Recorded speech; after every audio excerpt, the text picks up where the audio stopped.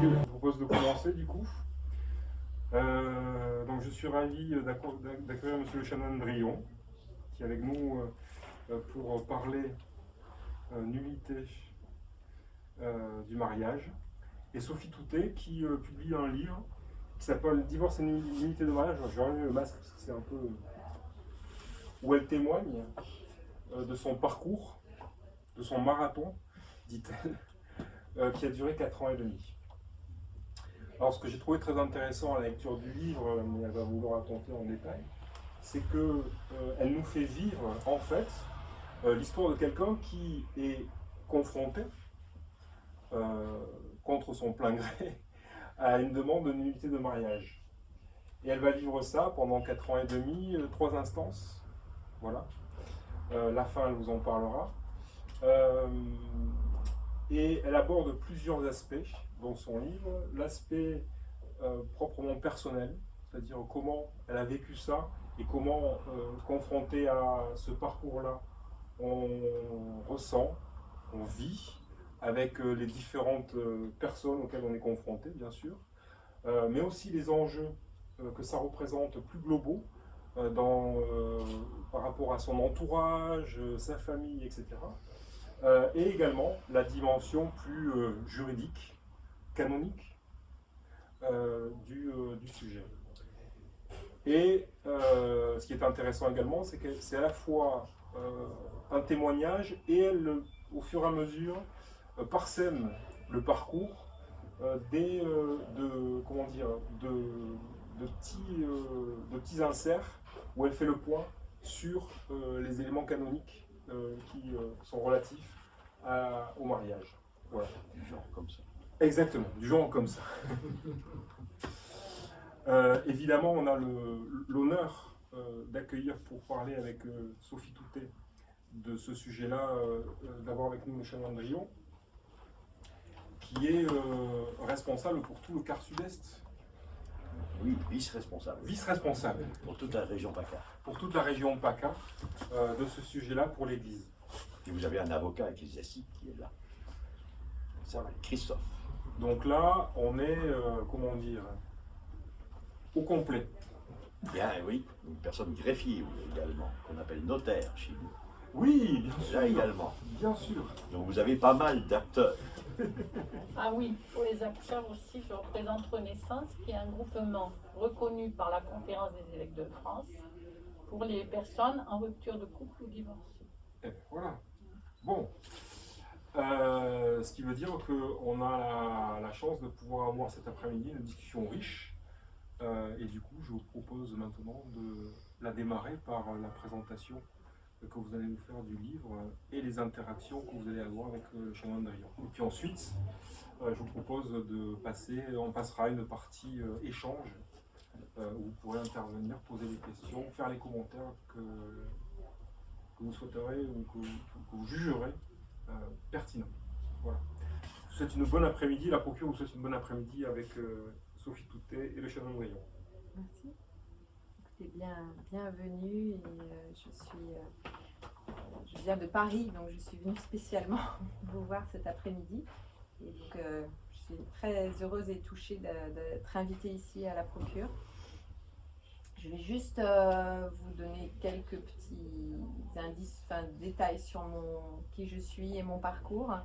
Donc, je m'appelle Sophie Toutet-en-Rode, j'ai 53 ans, j'ai 3 enfants qui ont un garçon qui a 26 ans, une fille de 24 et une fille de 21 ans.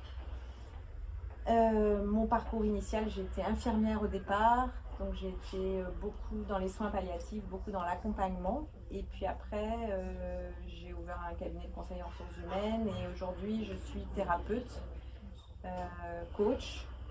Et je suis professeure de yoga, je suis beaucoup dans tout ce qui est accompagnement, développement personnel, connaissance de soi.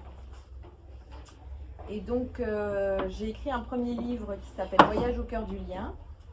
Ce premier livre, j'ai une sœur qui est religieuse, qui est bénédictine du Sacré-Cœur de Montmartre, qui vit actuellement à la basilique Saint-Martin de Tours. Donc nous sommes que 2 sœurs. Donc ça a été un chemin spirituel aussi pour moi. Cette séparation avec ma sœur dans le quotidien, puisque nous étions 2 sœurs très liées. Et tout d'un coup, elle est partie au couvent et je me suis retrouvée au quotidien toute seule avec mes parents, enfin tout le temps, même toutes les fêtes religieuses, tout ça, je n'avais plus ma sœur et je me suis retrouvée un peu fille unique au quotidien avec une sœur où c'était pas du tout facile de communiquer avec elle à ce moment-là. Et en fait, ce livre raconte cette histoire avec ma sœur où elle m'avait dit à mes 23 ans, tu feras à l'extérieur ce que moi je ferais dans mon couvent. Donc tu accompagneras les gens à l'extérieur et tu seras mon bras droit. À l'époque, à 23 ans, je ne savais pas si j'avais vraiment compris ce qu'il en était. Et donc voilà, ce premier livre est un aboutissement pour moi de tout un cheminement, parce que c'est passé beaucoup de choses dans la congrégation qui aujourd'hui m'ont permis d'être plus proche de ma sœur. Je peux aujourd'hui même le téléphone est permis, si on peut dire. Enfin, je peux, si j'ai quelque chose à dire, je peux appeler, ce qui n'était absolument pas le cas pendant 25 ans.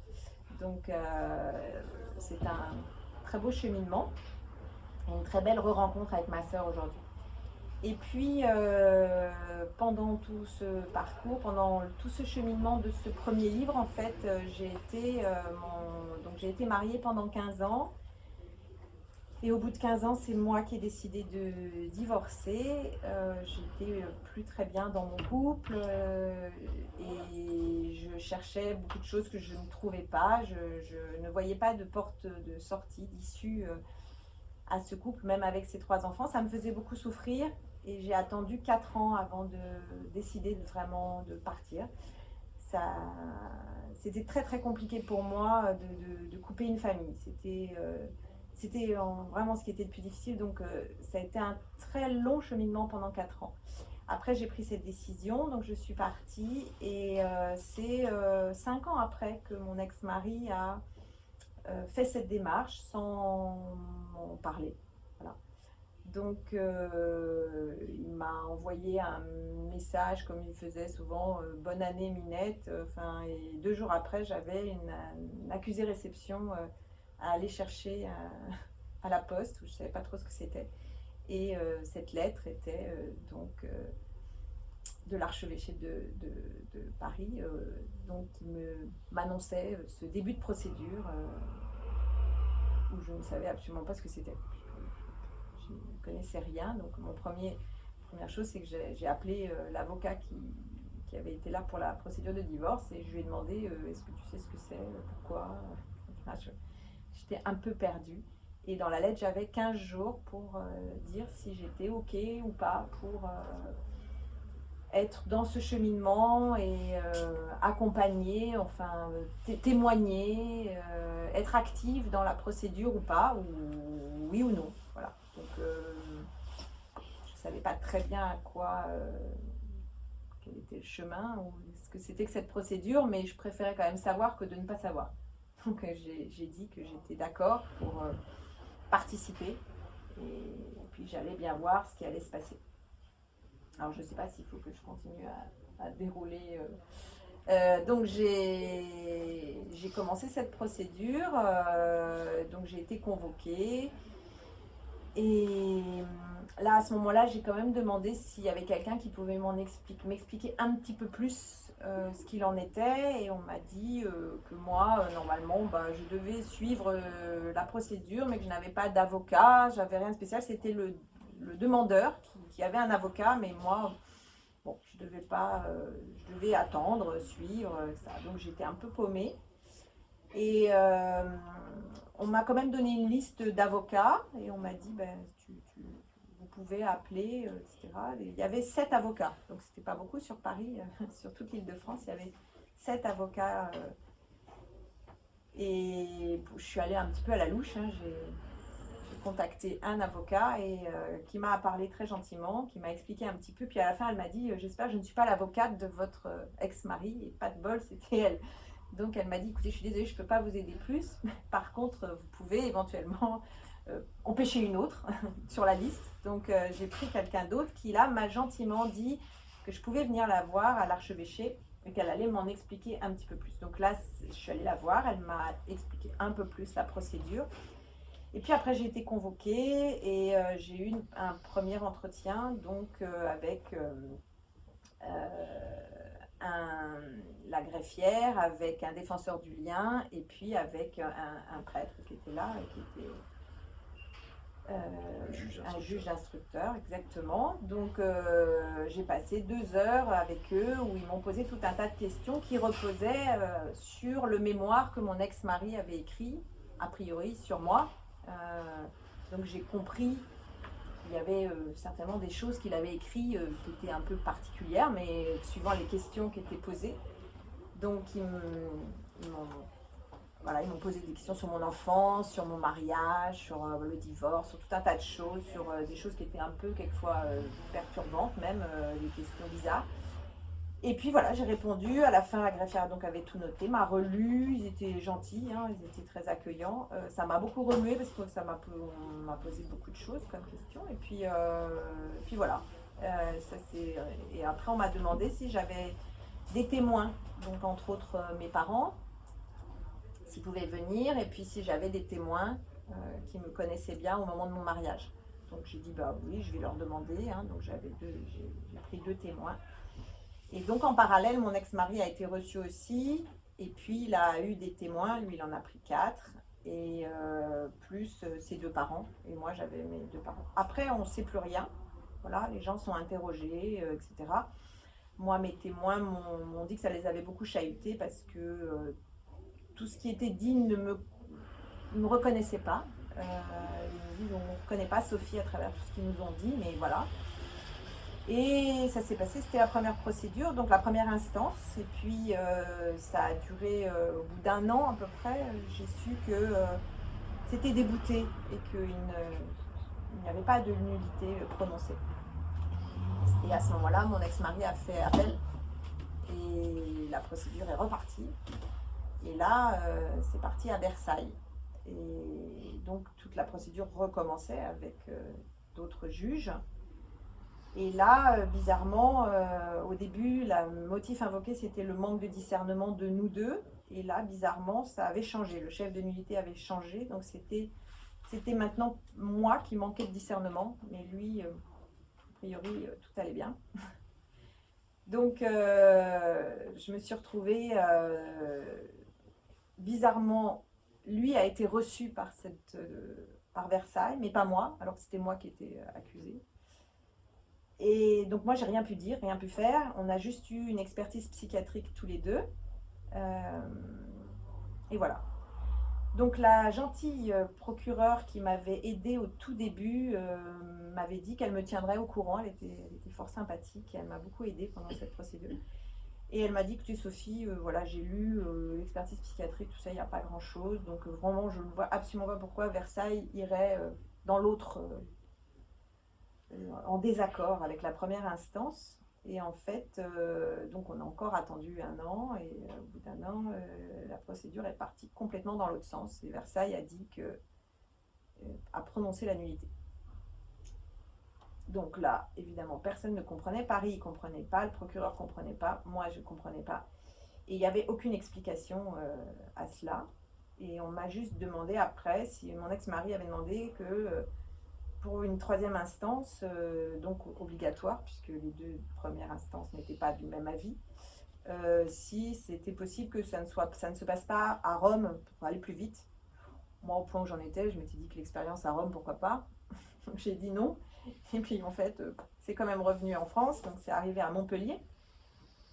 Et là, il a encore changé, en fait ça a encore changé, c'était plus le manque de discernement, c'était maintenant que, comme ils ont vu, bon, ils ne savaient pas trop, ça a changé et maintenant ils m'accusaient que j'avais été pas une bonne épouse et que pendant 15 ans, je n'avais pas su honorer tous les droits de la famille, etc. Donc bon, et j'étais toute seule accusée de nouveau, donc lui il était tranquille à Paris et moi j'ai dû partir à Montpellier, donc où j'ai recommencé, où la procédure, ils ne comprenaient rien à Montpellier, donc ils étaient extrêmement sympathiques, ils ont commencé à m'expliquer des choses qu'on ne m'avait jamais expliquées depuis le départ.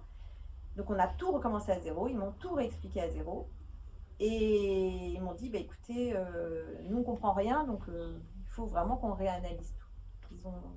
ils m'ont dit après, est-ce que vous accepteriez de revenir une deuxième fois pour revoir des experts psychiatriques? Bon, ok. Donc je suis repartie encore une deuxième fois pour les experts psychiatriques. Et tout ça a duré. Donc le procédé, en fait, ça a commencé en janvier 2011 et ça s'est terminé en août 2015. Et en août 2015, on m'a dit que finalement, ça n'aboutissait pas et qu'il n'y aurait pas de nullité. Voilà. Donc, toute cette procédure a été longue, compliquée. J'ai eu assez peu de réponses parce que j'ai vu beaucoup d'hommes d'église, j'ai vu des évêques, j'ai vu pas mal de personnes qui n'étaient pas forcément très au courant, qui n'étaient pas très à m'éclairer, donc c'était compliqué pour moi. Et surtout, qui me poussait presque à accepter, ils ne comprenaient pas pourquoi je me battais pour cette nullité, contre cette nullité, pourquoi je me battais, puisque c'était tellement plus simple si tout se passait bien, je pourrais recommunier, je pourrais avoir tous les sacrements, je pourrais me remarier, enfin c'était facile quoi, quel était l'intérêt que je combatte ainsi. Mais en fait, ma petite voix intérieure me disait que bah non, c'était comme ça, c'était que je me battais parce que pour moi c'était normal. Je ne m'étais pas mariée pour rien initialement, même si j'avais divorcé. J'avais mes 3 enfants et ça a été très difficile pour eux. Surtout à l'époque, mon aîné avait 17 ans et ça a été un choc pour eux que leur père demande ça et qu'il ne leur en parle pas parce qu'il a mis 6 mois à dire quelque chose. Ça a été un grand choc pour mes enfants. Ils ne comprenaient pas, ils se disaient si nos parents n'avaient pas de discernement quand ils se sont mariés, ils n'ont pas de discernement quand ils nous ont eus, donc ça veut dire qu'ils ne savaient pas ce qu'ils faisaient quand ils nous ont eus, donc voilà. Et pour en parler à des évêques, je disais mais qu'est-ce que je dois dire à mes enfants? Et il n'y avait pas beaucoup de réponses. Je me suis retrouvée très très seule, et c'est pour ça que j'ai écrit ce livre, parce que je me suis dit, moi j'ai traversé ça, j'ai une foi forte, je suis thérapeute de métier, donc j'essaye de comprendre derrière, mais pour des personnes qui sont totalement isolées, pour qui ça arrive et qui doivent subir ça, c'est très compliqué. Et je me suis dit, je vais écrire le livre que j'aurais bien aimé trouver, moi, à l'époque. Alors aujourd'hui, il y a beaucoup plus de littérature qu'en 2011. Il y a plus de textes, plus de choses, c'est un peu plus explicité. Après, je parle, donc je donne beaucoup de références et aussi après de tout ce qui s'est passé, parce qu'en fait, en août 2015, ça s'est terminé pour moi. Et en mars 2016, c'était le moment où le pape, il y a eu Amoris Laetitia, où il y a eu tous les nouveaux textes, mais j'explique dans mon livre, qui n'aurait absolument rien changé dans ma procédure, puisque la procédure maintenant peut être plus courte avec une instance, mais la plupart du temps, c'est que les deux sont d'accord dans le couple pour demander cela. Ou en tout cas, il n'y a pas comme motif le manque de discernement qui demande beaucoup plus de réflexion. Donc, pour moi, ça n'aurait pas allégé grand-chose. En tout cas, pour en parler avec des procureurs, ils m'ont dit que ça ne leur avait pas tellement allégé le travail parce que finalement, maintenant, ils avaient encore plus de demandes qu'avant. Et comme ils ne sont pas plus, finalement, ils ont autant de retard qu'avant puisqu'il y avait des couples qui ne se posaient pas cette question avant et que maintenant, qui se disent « Ah, c'est facile, on peut aller plus vite si on est tous d'accord », ils demandent alors qu'avant, peut-être, ils n'auraient jamais demandé cette nullité. Donc ce livre se veut à la fois pour des personnes qui sont comme moi, ont dû subir cette procédure, à la fois pour des personnes qui peut-être se posent la question de commencer cette procédure et qui voient quand même ce que ça peut engendrer derrière. Et puis aussi, je l'ai écrite pour les membres de l'Église, pour peut-être qu'ils puissent réfléchir sur les conséquences que ça peut avoir et l'accompagnement possible que l'on peut donner à toutes ces personnes qui sont dans cette procédure. Donc le livre a 3 parties. Il y a une première partie qui en effet parle de toute mon histoire étayée de textes. La deuxième partie, c'est sur les sacrements et les divorcés, puisqu'en fait, évidemment, moi, ça m'a posé beaucoup de questions, puisqu'on me disait, vas-y, accepte, comme ça, tu pourras avoir tous les sacrements. Et moi, j'étais très triste de ne plus pouvoir avoir tous ces sacrements en allant à l'église. Alors, suite à un voyage en Terre Sainte. J'avais un prêtre qui m'avait dit maintenant, avec les nouveaux textes, tu pourras aller demander à l'évêque, etc. Et maintenant, il y a des possibilités, etc., de personnes comme toi qui pourraient recevoir de nouveau le sacrement. Il n'en est rien.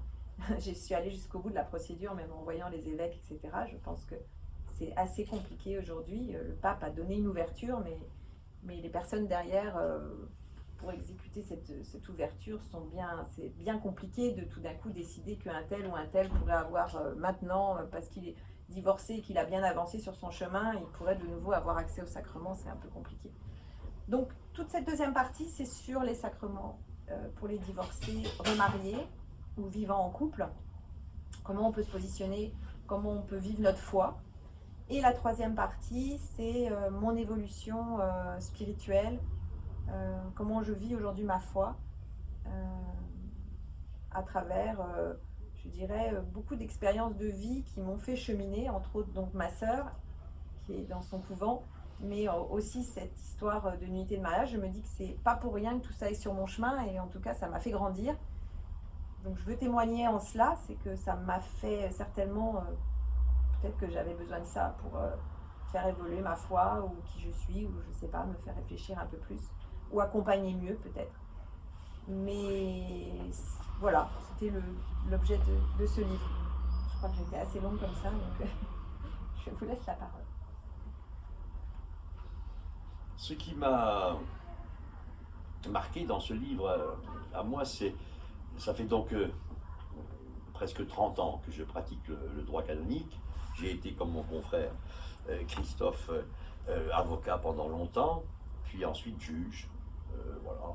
Et maintenant, pour Nice tout au moins, et puis Monaco, et puis Digne, et puis Gap, et puis la Corse, et l'Est du diocèse de Toulon, je suis un peu le responsable du tribunal de l'Église pour toute cette région-là. Et ce qui m'a donc marqué,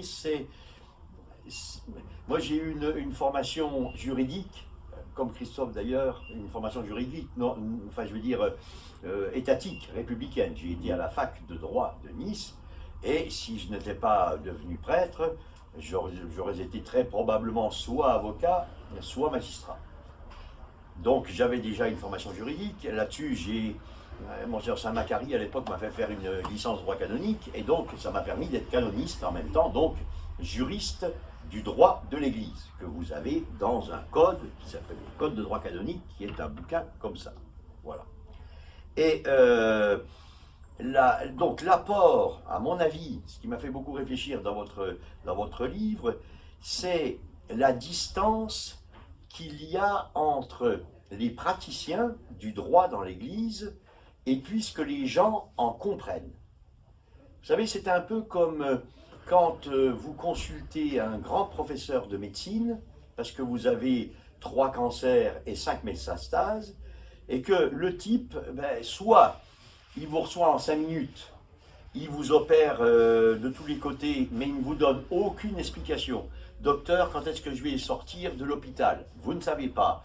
Docteur, qu'est-ce que vous m'avez donné ce matin comme pilule? Vous ne savez pas.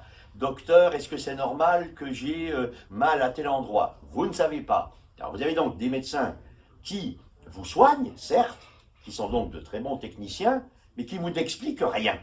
Et quand vous vous baladez dans les hôpitaux, vous voyez que plein de patients se plaignent de ne comprendre rien à ce que font les médecins. Et là, il y a exactement la même chose qui se produit, à savoir que les canonistes que nous sommes sont des gens qui ont une technique, et cette technique, elle est faite de termes techniques, d'un processus qui est mis au point depuis maintenant, grosso modo, on a commencé à juger comme ça au 8e siècle, donc ça fait quand même 1300 ans que l'Église juge comme ça. Et donc, voilà, on a quelque chose de très bien rodé, mais c'est vrai que le grand public est absolument ignorant de pourquoi, comment, à quoi ça sert, pourquoi on fait ceci, pourquoi on fait cela. Là-dessus, vous avez aussi l'ignorance du clergé. Quand j'étais professeur de séminaire en droit canonique, normalement m'était alloué 90 heures de droit canonique pour les séminaristes. 90 heures pour un code complet, parce que vous avez le droit du mariage, mais vous avez les pouvoirs de l'évêque quand il nomme un curé, vous avez le droit pénal, vous avez les normes générales, enfin vous avez des tas de choses, ça regroupe. Et nous, on n'a que 1750 canons. Si vous prenez en droit civil, ce code-là en droit civil, en droit républicain, je dirais en droit étatique, c'est au moins haut comme ça. Le code civil, quand je l'ai étudié moi et maintenant, il a doublé de volume. Vous avez ce qu'on appelle une diarrhée législative, avec donc maintenant tout un fonctionnement pour les pauvres avocats, où vous avez des machines, des ordinateurs qui les préviennent de tel et tel et tel et tel changement. Mais des changements dans les lois, vous en avez tout le temps, tout le temps, tout le temps, tout le temps.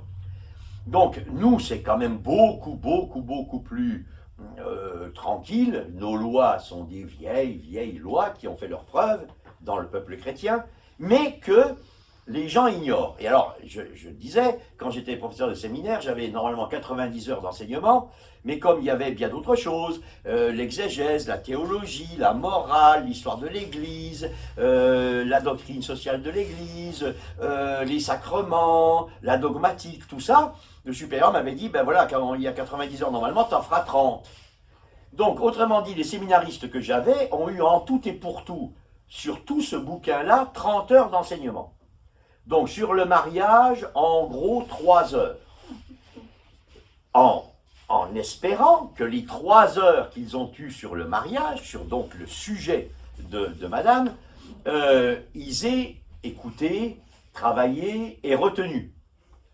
Quand on sait que le droit canonique n'est quand même pas la matière principale d'études dans les séminaires, un peu comme le chant, c'est d'ailleurs dommage parce que les prêtres en fait ils chantent énormément et que moi j'ai séché tous les cours de chant et je m'en repens toute ma vie durant parce qu'on ne fait que chanter à la messe, tout le temps vous chantez. Bon, donc ça aurait été bien que je prenne ça au sérieux. Je ne l'ai pas pris au sérieux et je pense qu'il y a des séminaristes qui n'ont pas pris au sérieux. Ces séminaristes deviennent évêques. Donc les évêques de France, il y en a 3, il y a 120 évêques de France à peu près, 3 connaissent quelque chose en droit canonique, 3. Les autres sont totalement ignorants. Comme moi, par exemple, réparer un delco d'un moteur d'une voiture, moi je ne suis pas mécano, j'y connais rien. Voilà, je ne sais pas démonter un moteur d'une voiture. Eh bien, les évêques, ils sont pareils, ils sont grands spécialistes d'exégèse, de théologie, de dogmatique, de l'histoire de l'Église, tout ce que vous voulez, mais il n'y en a que 3 qui connaissent un peu le droit canonique. Moyennant quoi, les évêques ne savent pas conseiller. Et alors l'Église, dans sa sagesse, s'est rendu compte de ça depuis des siècles. C'est pour ça qu'il y a des chanceliers. Alors, les chanceliers dans les diocèses, c'est pour corriger les erreurs que font en droit les évêques et rendre leurs actes valides. Bon, mais sinon, si vous n'aviez pas les chanceliers, les évêques de France feraient entre 80 et 85% d'erreurs dans les actes qu'ils font. L'affaire est extrêmement claire. Bon. Donc le clergé ne sait pas. Les laïcs, alors il y a un grand progrès dont je vous parlais, il y a un grand progrès dans le sens où nous formons des laïcs, et ces laïcs sont des gens en général très sérieux, qui étudient bien tout cela, et donc il y a un progrès. Mais sinon, d'une manière générale, pour, comment vous dire, accompagner quelqu'un qui est l'objet d'une procédure en unité de mariage, pour soutenir quelqu'un qui subit en quelque sorte cette procédure, très peu de gens qualifiés peuvent aider. Et alors, il est bien certain que le pape François, en ayant fait cette fameuse réforme, alors qui ne vous a pas touché puisque c'était juste l'année d'après, mais qui a fait cette réforme, tout ça a fait une énorme publicité, donc nous avons eu grosso modo le double de demandes avec le même nombre de personnel. Donc, imaginez que c'est un peu comme, soi-disant, le Covid à l'heure actuelle en réanimation. Vous avez 3 personnes dans la réanimation et vous avez 5700 personnes qui, à la minute, viennent vous voir. Donc, c'est un peu le bazar. Alors, ça explique la durée. la durée des procès, parce que nous avons une quantité énorme de dossiers, que donc il faut aller tranquillement. Alors pourquoi il faut aller tranquillement? Parce que les canonistes, ce sont des gens, comme les juristes, je dirais, étatiques, les avocats, les magistrats dans les tribunaux français, etc., sont des gens techniciens. On ne fait pas n'importe quoi. Par exemple, on accepte la demande en déclaration de nullité de quelqu'un, même si le conjoint n'est pas du tout d'accord. Pourquoi? Parce que on considère que c'est un droit fondamental de tout chrétien ou de tout être humain à demander justice. Quand quelqu'un est persuadé que son mariage est invalide, il a le droit imprescriptible de demander justice. Qu'il soit blond, brun, beau, grand, adultère, pas adultère, pervers, pas pervers, gentil, méchant, protestant, catholique, tout ce qu'on veut, c'est un droit de la personne humaine de demander justice. Alors déjà ça n'est pas compris par les gens. Donc, les gens, quand ils reçoivent, quand la personne, puisque c'est un couple, par définition, quand un des deux du couple demande et engage un procès, l'autre, bien souvent, ne comprend pas. Et va dire, mais qu'est-ce que ça veut dire qu'on attaque mon mariage, j'ai 11 enfants. L'autre fois, on a déclaré nul un mariage, enfin, on n'a pas déclaré nul, on a déclaré invalide un mariage, alors qu'il y avait quand même 11 enfants et qu'il y avait 37 ans de mariage. Bien. Je vous expliquerai pourquoi, si ça vous intéresse. Mais, je veux dire par là, il est bien certain que la personne qui, elle, ne demandait rien, qui reçoit une lettre du tribunal ecclésiastique en disant « Cher monsieur ou chère madame, votre conjoint met en doute la validité de votre mariage, nous vous prions de bien vouloir nous donner votre avis, de vous exprimer, de dire votre façon de voir les choses, etc. » La personne est choquée. Les enfants encore plus. Mais la personne, elle, est très, très choquée parce qu'elle se dit comment? Bon, alors que l'Église n'a commis aucun méfait, dans le sens que l'Église simplement reconnaît à toute personne humaine le droit d'obtenir justice. Voilà, ça c'est la première chose. La deuxième chose, c'est, que les gens ne comprennent pas, c'est le contradictoire. Contradictoire, ça veut dire quoi? Ça veut dire que depuis des temps immémoriaux et depuis le droit romain, on ne juge pas avec un seul son de cloche. On juge toujours en ayant écouté les uns et les autres. Vous me direz, à l'heure actuelle, dans les tribunaux français, ce n'est pas toujours le cas. C'est vrai. Est-ce qu'on écoute un tel ou un tel bon, on peut discuter, mais normalement, c'est quand même un principe. Alors, les gens ne comprennent pas ça non plus, et on ne leur explique pas suffisamment. Parce que, voilà, ils vont être convoqués devant un tribunal. Comment? J'ai 11 enfants, 37 ans de mariage, et je suis convoqué à un tribunal. Et ce matin encore, un pauvre gars qui est en prison d'ailleurs aux États-Unis demande la déclaration de nullité de son mariage, et sa femme me répond « Ah mais comment? Mais moi j'ai pas le temps de venir vous voir, etc. » Alors je lui dis « Mais madame, il faut venir nous voir, oui, parce que j'ai 250 auditions à faire dans l'année. Si vous comprenez que je ne vais pas sillonner tout le diocèse et toute la région PACA pour aller interroger les gens, parce que sinon je ne ferai pas mon travail et les gens n'obtiendront pas justice. Donc il faut que vous compreniez que c'est à vous déplacer au tribunal et pas le tribunal à se déplacer chez vous. » Mais rien que ça ils ne savent pas, les pauvres gens, ils ne s'imaginent pas. Et alors, il y a, et c'est là où je voulais en venir, je pourrais prendre bien d'autres exemples, la présomption d'innocence en droit pénal, par exemple, qui n'est pas du tout respectée, alors on instruit à charge, et puis, voilà, les gens ne comprennent pas qu'on puisse instruire à décharge. Là, j'ai un procès pénal, le plaignant dit, voilà, celui-ci m'a fait ceci, cela, et il ne comprend pas comment on va prendre une mesure d'instruction en disant, mais est-ce que vous dites la vérité? Est-ce que vous êtes cinglé ou pas? Est-ce que vous avez fantasmé ou pas? Est-ce qu'il y a eu des faits? Est-ce que vous pouvez prouver ces faits?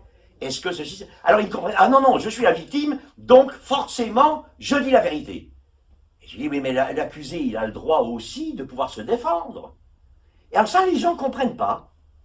Et donc il y a et c'est là où il y a le mérite, me semble-t-il, de votre livre, c'est de nous rappeler à nous canonistes qu'il faut expliquer aux gens 3 fois plus que ce qu'on le fait. De même, les enfants. Les enfants, quand on prononce une nullité, les enfants viennent vous voir, fous furieux, en disant « Mais comment? Donc, nos parents ne sont pas mariés, donc on est des bâtards. » Mais non, vous n'êtes pas des bâtards. Et les enfants sont légitimes, puisqu'il y avait une célébration de mariage qui a présidé ensuite à votre naissance. Et puis je leur dis aussi, il y a quand même 2/3 des enfants en France qui naissent sans un papa et une maman unis, que ce soit à la mairie, au Pacs ou à l'église. Donc je leur dis, vous faites partie des 2/3, à la rigueur, vous feriez partie des 2/3 des enfants qui n'ont pas un papa et une maman mariés. Bon, donc voilà, votre cas n'est pas si dramatique. Et en plus, de toute façon, là, vous êtes des enfants et vous demeurez des enfants légitimes. Mais si vous voulez, je pense que ce livre-là, il a cet immense avantage de dire aux gens qui jugent dans l'Église, de leur dire, faites-vous comprendre, expliquez aux gens, expliquez le pourquoi du comment, expliquez pourquoi il y a appel.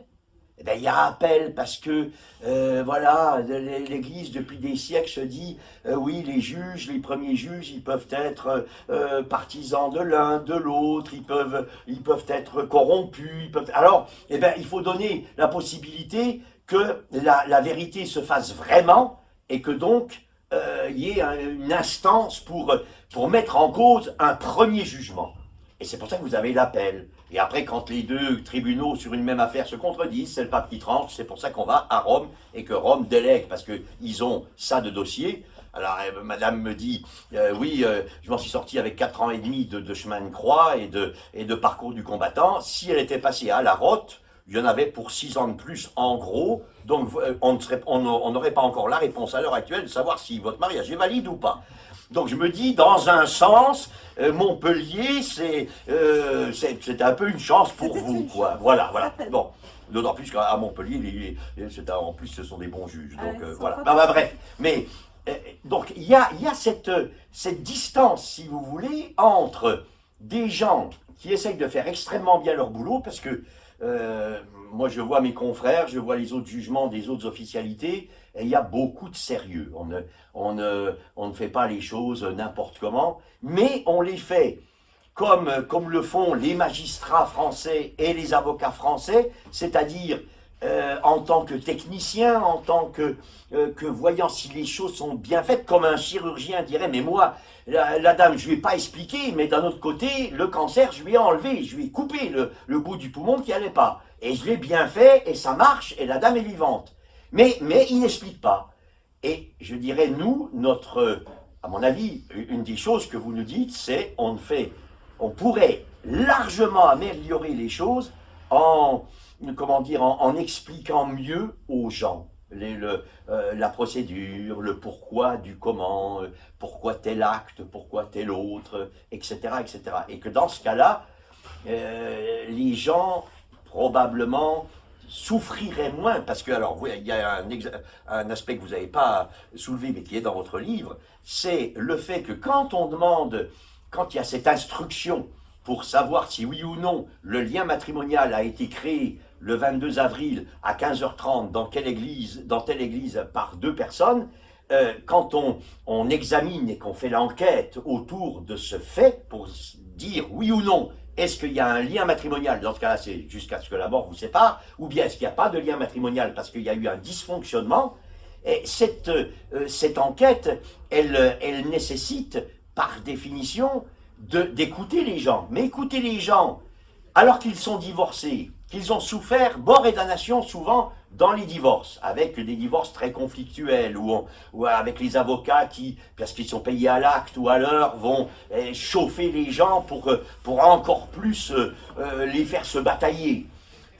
Ils ont eu déjà un divorce, ils en ont énormément souffert, et là on leur redemande, un peu comme si on prenait un couteau pour retourner dans la plaie, on leur demande de se remémorer, mais précisément, il y a 40 questions, hein. Madame ne vous l'a pas dit, mais c'est 38 à 40, suivant les officialités, il y en a 2 qui sont posées ou pas posées. Mais en gros, c'est ça, 40 questions. L'actor, donc celui qui demande, reste 3 heures, 3 heures et demie dans le bureau du juge, et suivant les conventas, c'est-à-dire les personnes qui n'ont rien demandé, vous-même, Bon, c'est 2h30, 3h, ça dépend si les gens sont bavards ou pas aussi. Parce que j'ai fait des auditions, 6h30 d'audition. Parce que la personne, il n'y avait pas moyen de l'arrêter. Alors, elle vous racontait des tas de détails, des tas de machins, qui n'avaient rien à voir avec la nullité, mais par respect, ben, vous laissez parler la personne, bien sûr, elle se défend, c'est son droit. Mais d'un autre côté, ça dure 6h30, et c'est éprouvant pour tout le monde, et pour la personne en particulier. Donc, vous voyez, il y a tout ce genre de pratiques, de détails, de vécus, de subis qui, qu'à mon avis, on n'a pas suffisamment pris en compte ces temps-ci, ou tout au moins ces dernières années, en France, parce qu'après, je n'engage pas, moi, mes confrères d'Italie, du Brésil, d'Afrique, etc., qui ont le même rôle et qui font les mêmes choses, mais chez nous, en France, probablement, on a cette énorme erreur de ne pas suffisamment expliquer les choses. Vous avez par exemple employé le mot procureur. Le mot procureur, en droit canonique, il est extrêmement ambigu. Un procureur, c'est quelqu'un qui a une procuration. Une procuration, ça consiste à représenter quelqu'un. Donc en droit canonique, quand la personne signe un mandat à un avocat, elle le nomme avocat et procureur. C'est-à-dire qu'en fait, l'avocat va pouvoir poser des actes au nom de la personne qui l'a désigné. Donc c'est très neutre, c'est simplement je représente Madame Dupont ou Madame Durand. En français, pas du tout. Le procureur, c'est machin à Nice qui va vous faire 135 € si jamais vous ne portez pas le masque sur le plateau de Sospel ou du je ne sais où. Autrement dit, c'est quelqu'un de négatif, c'est quelqu'un qui est là pour vous sanctionner, pour vous mettre des contredanses et pour vous condamner. C'est le ministère public. Dans l'Église, pas du tout. Alors, quand vous faites signer aux gens, je désigne l'abbé Christophe Simon comme mon avocat et procureur, ça veut dire je lui donne la possibilité de signer à ma place un certain nombre d'actes, comme ça je ne me déplace pas, j'ai pas besoin de sortir de chez moi, etc., etc. Les gens pensent, ah mais bon, il y a un procureur, je vais être attaqué, c'est ma faute ou c'est pas ma faute, ah mais non c'est pas ma faute, et on transforme un procès canonique, et je terminerai par là, parce qu'après il faut vous poser des questions, on transforme un procès canonique en un match de tennis, c'est-à-dire entre les deux protagonistes, les deux conjoints qui ne s'entendent plus, qui ça va pas, etc. Tac, tac, je te mets une claque, je t'en mets une autre, tac, tac, alors que dans l'Église, le procès en nullité, en déclaration de nullité de mariage est très pacifié, puisqu'on juge, comme on dit en latin, pro rei veritate, pour la vérité. C'est-à-dire que les juges ont comme cahier des charges de déterminer la vérité d'un acte, et non pas de déterminer la responsabilité des gens. Que le mariage soit nul parce que le monsieur ou la dame avait trompé son conjoint avant mariage, pendant mariage, après mariage, etc., c'est des péchés, tout ça, les adultères, la méchanceté, le manque de charité, tout ça, c'est des péchés. Mais chez un juge de déclaration d'unité de mariage, ça ne compte pas. Ça. Ce qui compte, c'est de dire oui ou non. Le 22 avril à 15h30, y a-t-il eu l'établissement d'un lien matrimonial entre M. Dupont et Mlle Durand ou pas?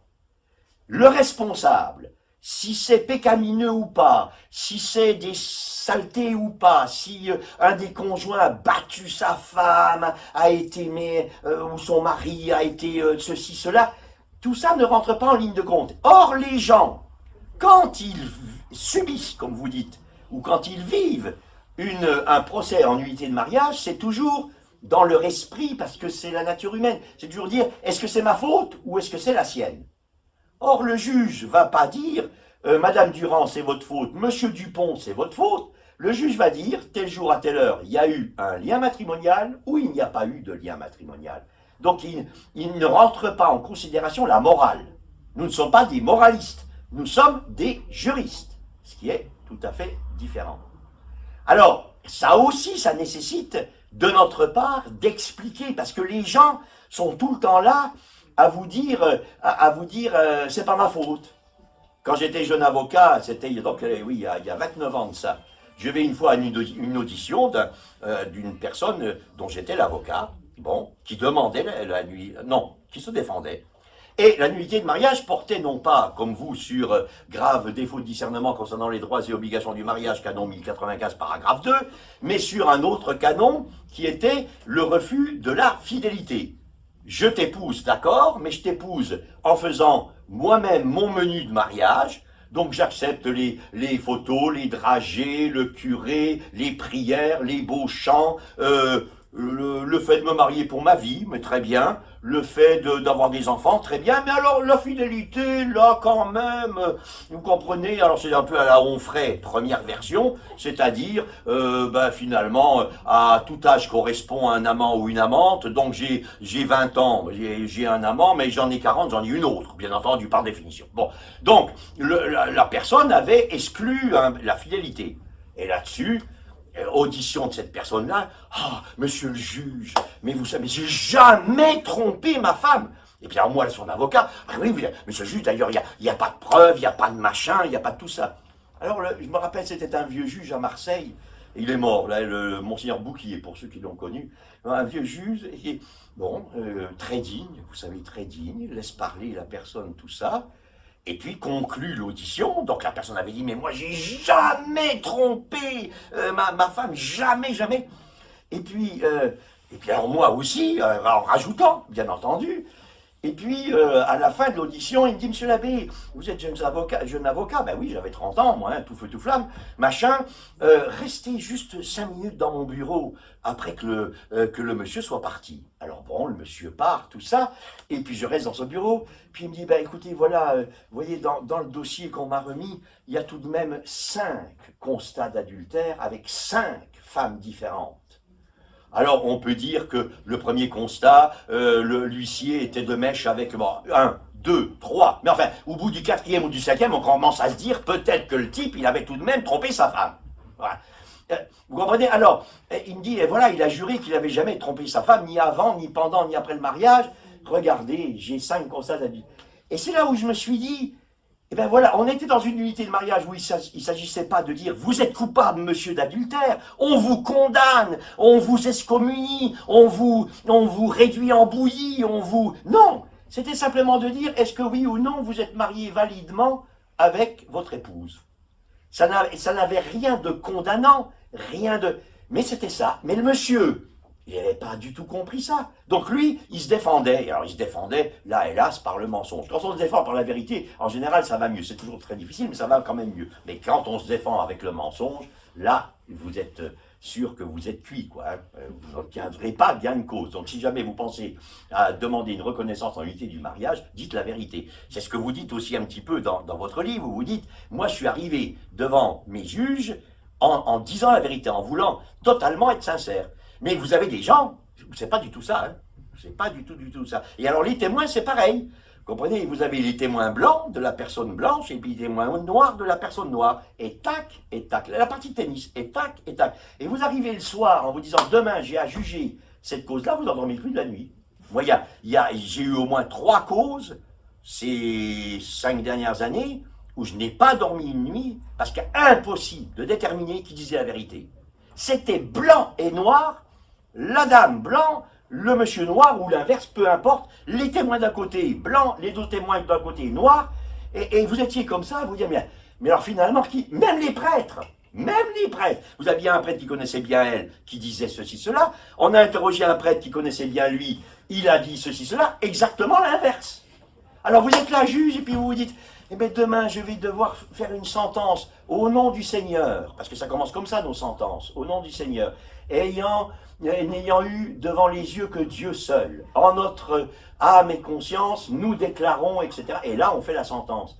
Mais quand vous vous dites ça, que vous regardez le crucifix, et que vous vous dites, voilà, j'ai instruit cette affaire, j'ai interrogé, parce que vous dites quelques 5-6 témoins, mais vous avez, des fois c'est 24-25 témoins qu'on interroge. Et que vous en avez les 12 d'un côté qui disent blanc, les 12 de l'autre côté qui disent noir, et que vous arrivez le soir en vous disant, mais demain, mais qu'est-ce que je vais dire? Alors heureusement, on est 3. Alors étant 3, il y a toujours plus comment vous dire, d'idées dans les 2 autres. Et alors vous vous dites, ben, alors toi, qu'est-ce que t'en penses? C'est elle qui dit la vérité ou c'est lui? Ah ben, gna. Alors vous avez des délibérations qui durent 5 heures, 6 heures. parce qu'on n'est pas d'accord entre nous, parce qu'on n'a pas perçu la même chose. Mais il est certain qu'il y a des moments, ça vous angoisse, quoi. Vous vous dites, mais je vais devoir rendre la justice, et je n'arrive toujours pas à déterminer. Or, on n'a pas le droit de dire, écoutez, on n'arrive à rien, au revoir et merci, partez. Parce que on ne rend pas la justice dans ces cas-là. Or, c'est un devoir pour l'Église de rendre la justice. Alors, dans ce cas-là, heureusement, il y a un canon qui dit, en cas de doute, le mariage subsiste. In dubio stat matrimonium. C'est-à-dire, si jamais vraiment vous les juges, vous avez un doute, vous n'arrivez pas à trouver la vérité, principe de précaution, on pourrait dire, Macron pourrait dire ça, ou Escrozi, principe de précaution, autrement dit, on ne bouge pas, et puis on laisse le mariage se faire. Et tant pis si les gens veulent refaire leur vie à droite et à gauche. Voilà, j'ai trop parlé peut-être, hein, mais je voulais donner un peu mes impressions, et c'est pour ça que nous avons une réunion par an de tous les chefs de juridiction de l'Église en France, avec donc tous les officiaux de France, et c'est vrai qu'à la prochaine réunion, on mettra ce livre à l'ordre du jour, non pas comme on le fait ce soir, mais simplement en ayant pour nous tiré les leçons de ce livre, à savoir comment nous allons faire pour mieux expliquer aux gens ce qui se passe, et donc leur éviter des souffrances inutiles. Voilà. Maintenant, là c'est à eux. Hein, je crois. Oui, merci Monsieur Chanoine, merci Sophie. Donc je vous propose de passer à la partie interaction. Évidemment, là c'est le moment où on va voir les courageux ou la courageuse, c'est-à-dire la personne qui prendra la parole en premier pour s'exprimer et poser sa première question. Allez-y. Donc, comme je l'ai dit tout à l'heure, Alors essayez de parler bien fort pour les personnes qui sont derrière vous, pour que tout le monde vous entende. donc je m'occupe de ce mouvement qui s'appelle Renaissance, qui est pour les personnes en rupture de couple. C'est un mouvement qui est reconnu par la Conférence des évêques de France. Et puis quand je suis arrivée en 2008, tout était flou dans ma tête. Je ne savais pas trop ce qui s'était passé dans mon couple quand mon mari était parti. Bon, moi je ne voulais pas me remarier, lui non plus, donc j'ai pas pensé à la reconnaissance de nullité. Mais n'empêche que ces 12 ans, ça m'a permis de faire le point. Et ça me semble important. Parce que sinon, comment reconstruire une vie sur des décombres dont on ne comprend rien? Et c'est important de savoir où a été la fêlure, qu'est-ce qui s'est vraiment passé.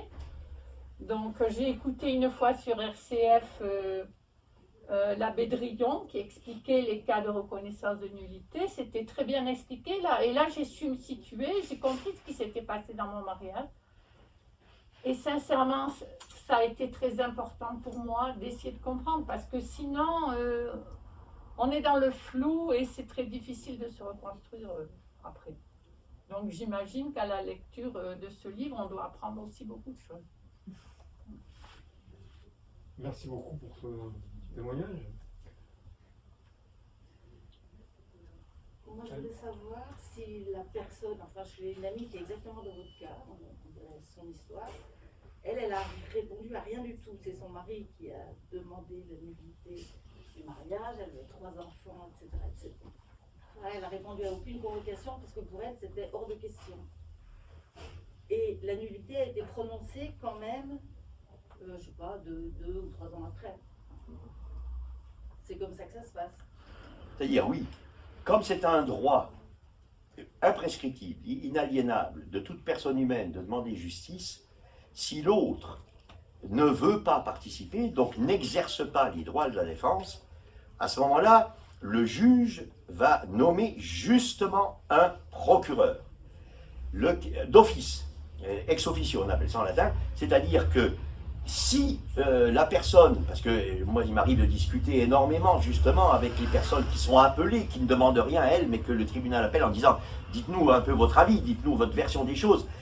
Les gens, ah mais non, mon mariage est valide, machin, machin, ram, ils vous raccrochent, souvent ils vous insultent. Mais au bout d'un moment, on a du cuir, vous comprenez? Donc les insultes, ça ne m'empêche plus de dormir. Au début, quand j'étais tout jeune, oui, parce que quand vous voyez, sale curé de PD, machin, machin, vous comprenez? Au bout d'un moment, le soir, vous n'êtes pas bien, quoi. Bon, ah, c'est sûr. Alors, mais maintenant, non. Mais il n'empêche que le droit de l'Église dit, dans ce cas-là, puisque la personne ne veut pas se défendre, veut pas entendre parler de la justice de l'Église, en disant, mais moi je suis divorcé, c'est ça qui compte, c'est l'État qui s'est prononcé, vous êtes rien. Donc dès qu'il y a tout ça, on nomme une personne qui, par définition, va représenter cette personne absente, cette personne qui ne veut pas participer à la procédure et au procès. De façon à ce que ses droits, malgré elle, ses droits sont protégés.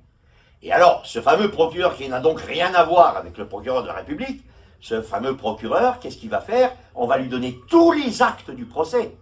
Tous. Les expertises, vous disiez, vous n'avez pas pu voir les expertises, tout ça. Alors on lui donne tout ça, et si jamais il découvre qu'il y a une erreur dans le respect des droits de la défense, il va dire hop, il y a ça qui manque, ça qui ne va pas, ça qu'il faut que vous fassiez, je vous propose de faire telle mesure d'instruction, d'interroger telle autre personne. Donc il va représenter quand même la personne qui pourtant, elle, vous dit, mais moi j'en ai rien à foutre de vos jugements, de toute façon je ne suis pas catholique, et puis j'en ai rien à battre, laissez-moi tranquille, et si vous me retéléphonez encore une fois, je porte plainte pour harcèlement. Ça nous arrive presque une fois sur deux. Voilà. Je ne sais pas si j'ai répondu à votre question. Oui, mais c'était pas tout à fait comme ça que ça s'est passé. Il y avait une volonté du côté du conjoint de se remarier à l'église. Voilà, c'est ça. Mais c'était aussi le cas de mon côté. Enfin, il était avec une femme qui avait réussi, elle, la procédure et qui avait 5 enfants, je crois. Et donc, qui a sans doute aidé à le pousser à faire cette démarche, sauf que à la deuxième instance, il n'était plus avec cette femme, donc il pouvait arrêter totalement la procédure, ce qu'il avait dit à mes enfants, mais ça ne s'est pas fait. Et après, pour le procureur, moi, cette femme que j'ai vue au tout début, qui était procureure, qui m'a accueilli gentiment et qui m'a expliqué un peu de la procédure, après, elle m'a dit, si vous voulez, je peux vous représenter. Donc, en effet, elle a été mon procureur, en fait, du début jusqu'à la fin, sauf que, par exemple, pour la deuxième instance à Versailles, elle est allée à la pêche aux informations, on ne lui donnait rien. Hein, ça, je l'ai bien expliqué dans mon livre. Donc, c'était compliqué pour elle d'avoir les infos. Et à la troisième instance, quand je suis arrivée à Montpellier, là, on m'a dit, mais si vous voulez, vous pouvez prendre un avocat. Je dis, ah bon, maintenant, à la troisième instance, je peux prendre un avocat. Et à ce moment-là, je me suis renseignée même avec des prêtres qui étaient à Rome et qui m'ont dit, mais oui, mais bien sûr, et votre procureur, là, que vous avez eu première et deuxième instance, vous pouvez lui demander d'être avocat aujourd'hui. J'ai dit, ah bon, d'accord, donc c'est devenu mon avocat procureur. Mais tout ça, si j'avais tout su ça à la première instance, ça m'aurait beaucoup aidé. Alors donc, elle a été pour le coup mon avocat pour la troisième instance, et là, elle a eu toutes les pièces, et elle a vraiment été avec Montpellier pour faire avancer le dossier. Mais avant, elle était à Paris, elle était procureure, elle a pu intervenir. À Versailles, elle n'a quasiment pas pu intervenir du tout, quoi. Et elle n'avait pas d'infos. C'est pour ça que ça a été très compliqué pour elle, même de comprendre ce qui s'était passé dans l'autre sens. Elle ne comprenait pas parce qu'elle n'avait pas d'infos et on ne savait pas, en fait. On n'avait pas de conclusion. Donc, en fait, il y a en tout cas, pour ma procédure, il y a eu beaucoup de vices de procédure. Voilà. Alors, c'est juste se dire que, oui, l'homme est humain, hein, donc aussi dans l'Église, et qu'il y a des vices de procédure dans les procédures canoniques, voilà. Et c'est pour ça que c'est bien, en tout cas, quand ça nous arrive, de pouvoir être informé au maximum de ce qu'on a le droit de faire et pas faire. Puisqu'en fait, ce que j'explique aussi, c'est que on peut éventuellement lire le mémoire que le conjoint a formulé au tout départ pour enclencher la procédure. Et ça, on m'avait dit non. Et le procureur au départ m'avait dit vous n'y avez pas accès, etc. Et jusqu'à la troisième instance, je n'ai absolument jamais su ce que mon ex-mari avait écrit pour intenter cette procédure. Donc c'est très difficile de contrecarrer quand on ne sait pas en fait ce qui a été écrit, on ne sait pas. Et quand enfin, à la fin, je suis allée à Nanterre et j'ai vu une personne qui m'a dit mais Sophie, vous pouvez tout à fait aujourd'hui, même la procédure terminée, avoir accès à toute la procédure. Je dis ah bon? Et donc, j'ai renvoyé un courrier à Paris pour la première instance. Et j'ai demandé, j'ai dit, écoutez, moi, j'aimerais vraiment que est-ce que vous pouvez me recevoir pour me raconter réellement ce qui s'est passé pendant 4 ans et demi, parce que je suis fort intéressée. Et j'étais en train de finir mon livre en plus, donc j'avais vraiment envie de savoir. Et donc, tout de suite, il m'a répondu, absolument génial. Il m'a dit, venez, on va passer du temps ensemble, je vais tout vous expliquer. Et on est passé 2-3 heures ensemble où il m'a tout lu, y compris le mémoire de mon ex-mari. Et là, j'avoue que ça m'a fait beaucoup réfléchir parce que c'est vrai qu'on y a le droit, mais que si à la première instance j'avais su exactement tout ce qu'il avait écrit, je pense que j'aurais été encore plus en colère que ce que je n'étais à l'époque. Et je ne sais pas comment j'aurais réagi en fait. Donc c'est compliqué, c'est-à-dire que oui, c'est bien de le savoir parce qu'en fait on sait pourquoi on se bat et on sait quoi répondre ou pas, etc. Et en même temps, quand on sait quelquefois, alors dans une vraie procédure civile, on a le droit de savoir ce que l'autre raconte.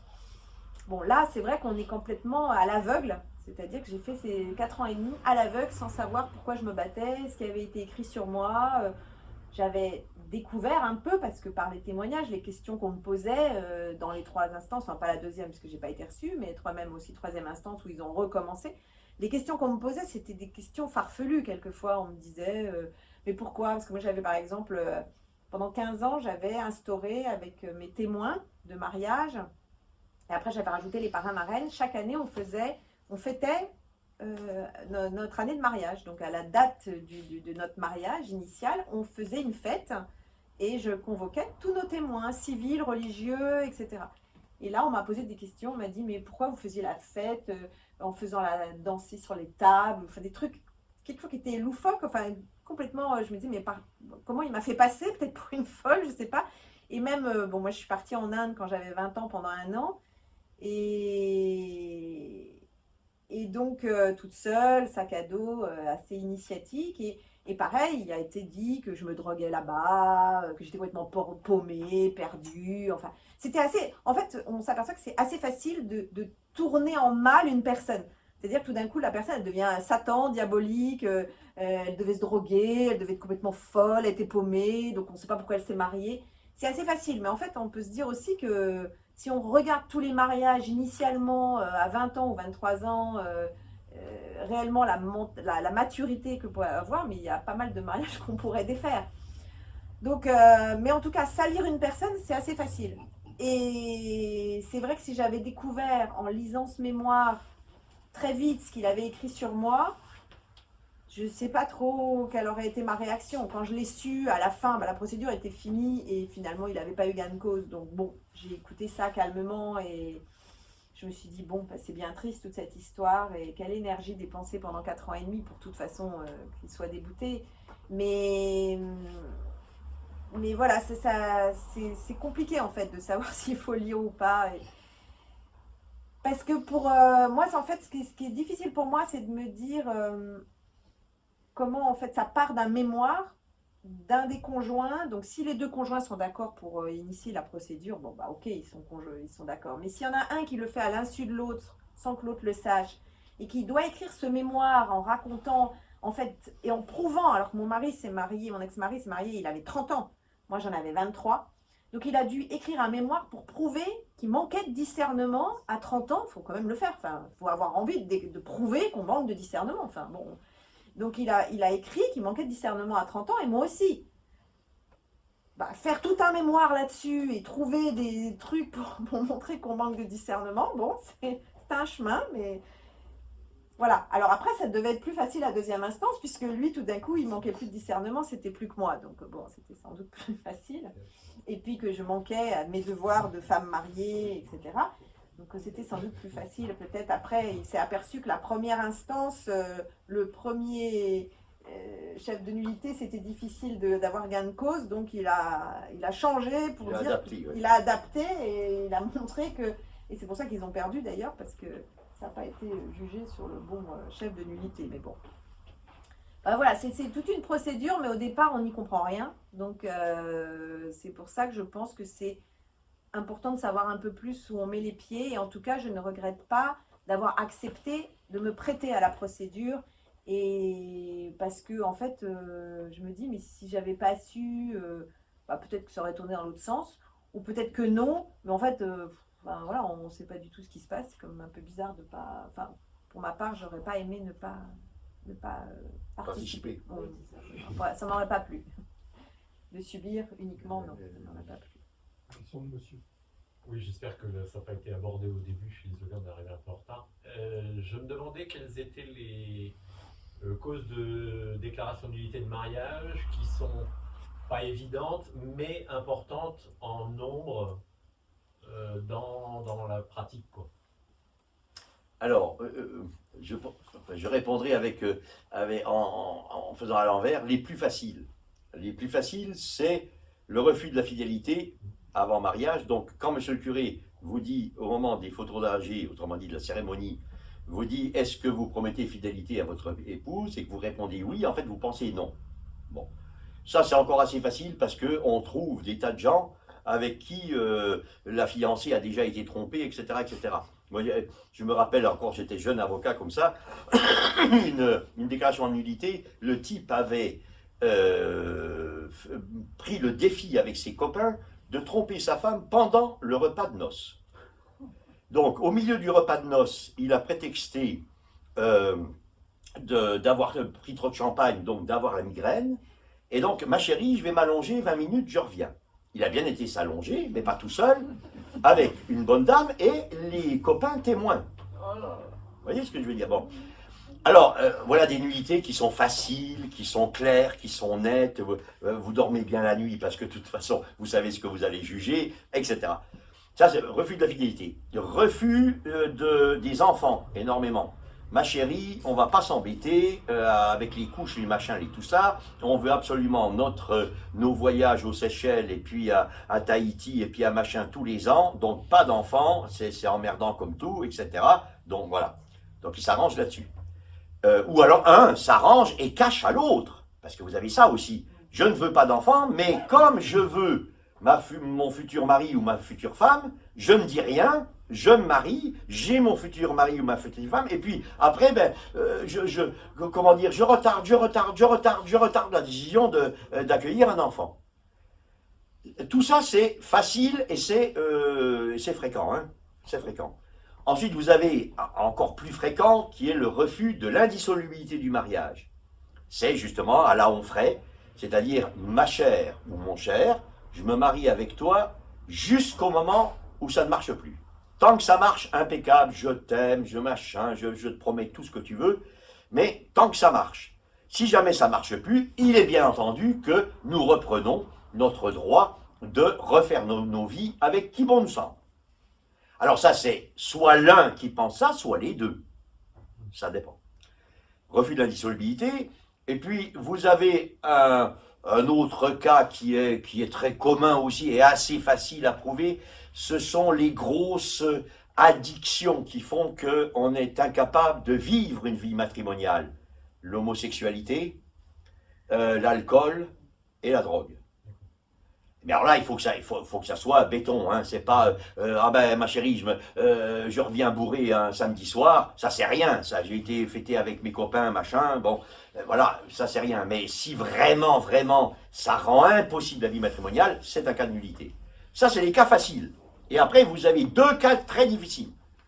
Le premier, c'est madame, 1095 paragraphe 2, à savoir le grave défaut de discernement sur les droits et obligations du mariage. C'est le fait que les fiancés n'aient pas soupesé le pour et le contre de la faisabilité de leur union, soit par immaturité, mais dans ce cas-là, comme l'Église dit, on a la maturité de son âge, parce que sinon, on marierait, si vraiment il fallait la maturité totale, on marierait les gens entre 95 et 115 ans, à peu près. Parce que là, ils sont matures.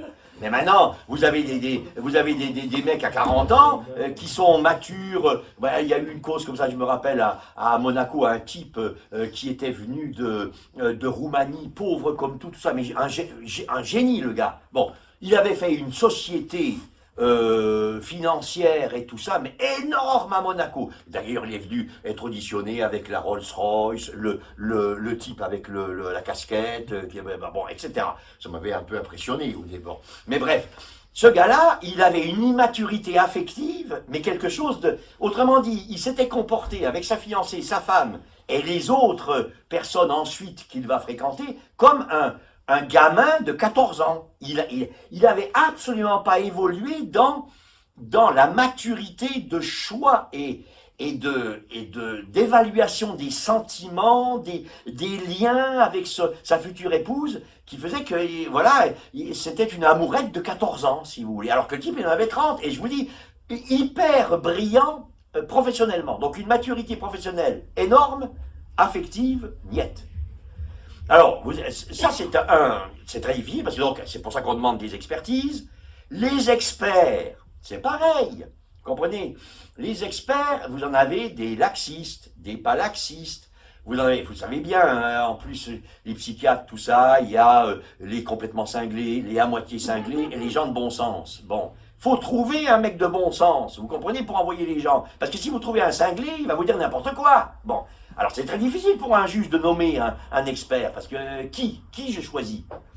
Et puis parce que la matière en elle-même est difficile, parce que quand des gens vous disent, voilà, il y a 15 ans ou 20 ans ou 30 ans, mon mariage était probablement invalide parce que à l'époque, je n'avais pas la maturité suffisante. Et pour un expert même qui s'y connaisse, déterminer la maturité de quelqu'un 30 ans avant, c'est extrêmement difficile.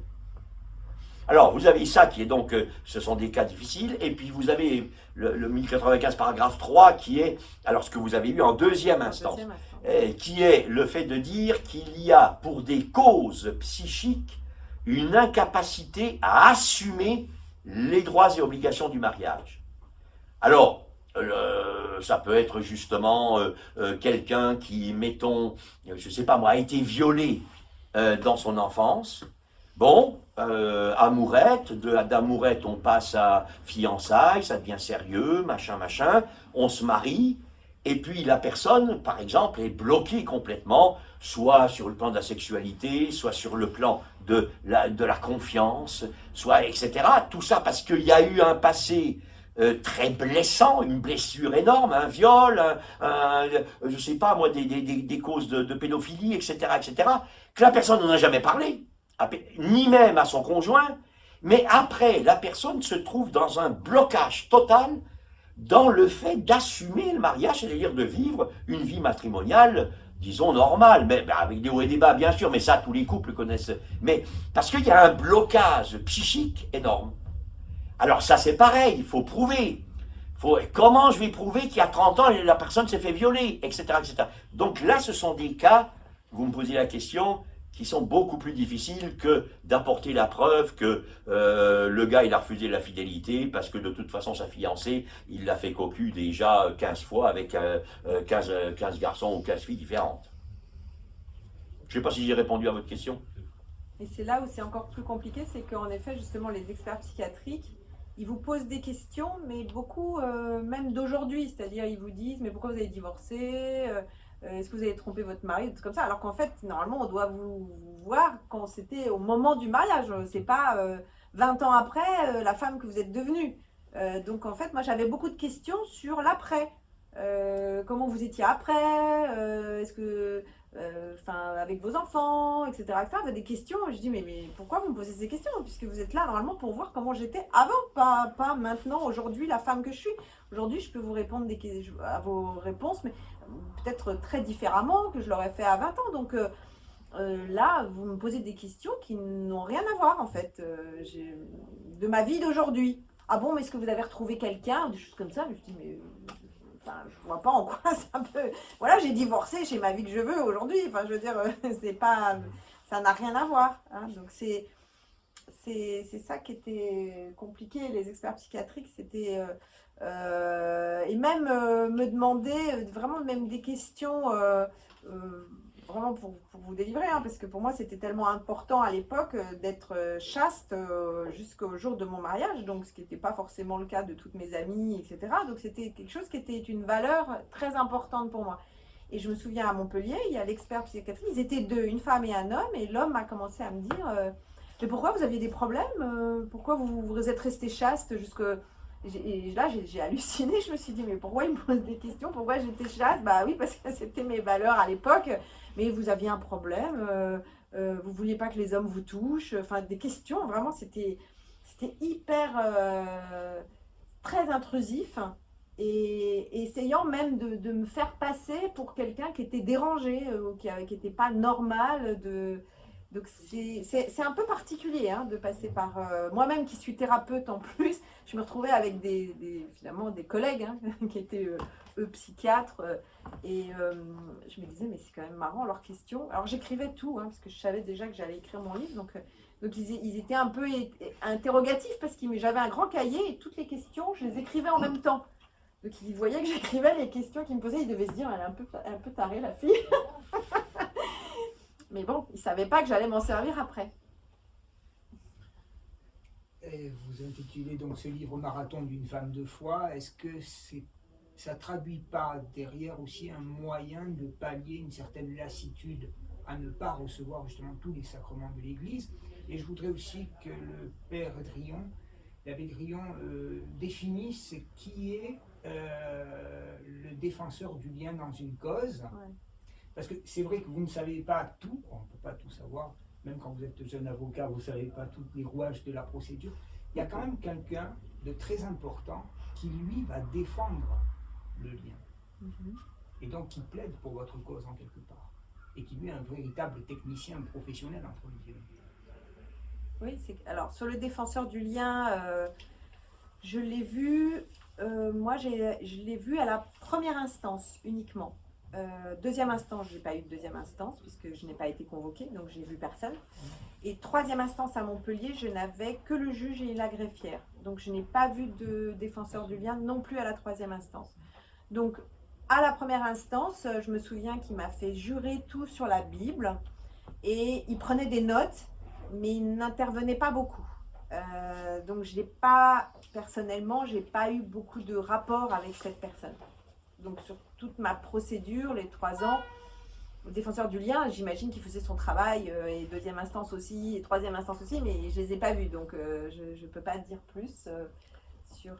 Oui, simplement, le défenseur du lien, lui, a l'intégralité du dossier, entièrement, comme l'avocat.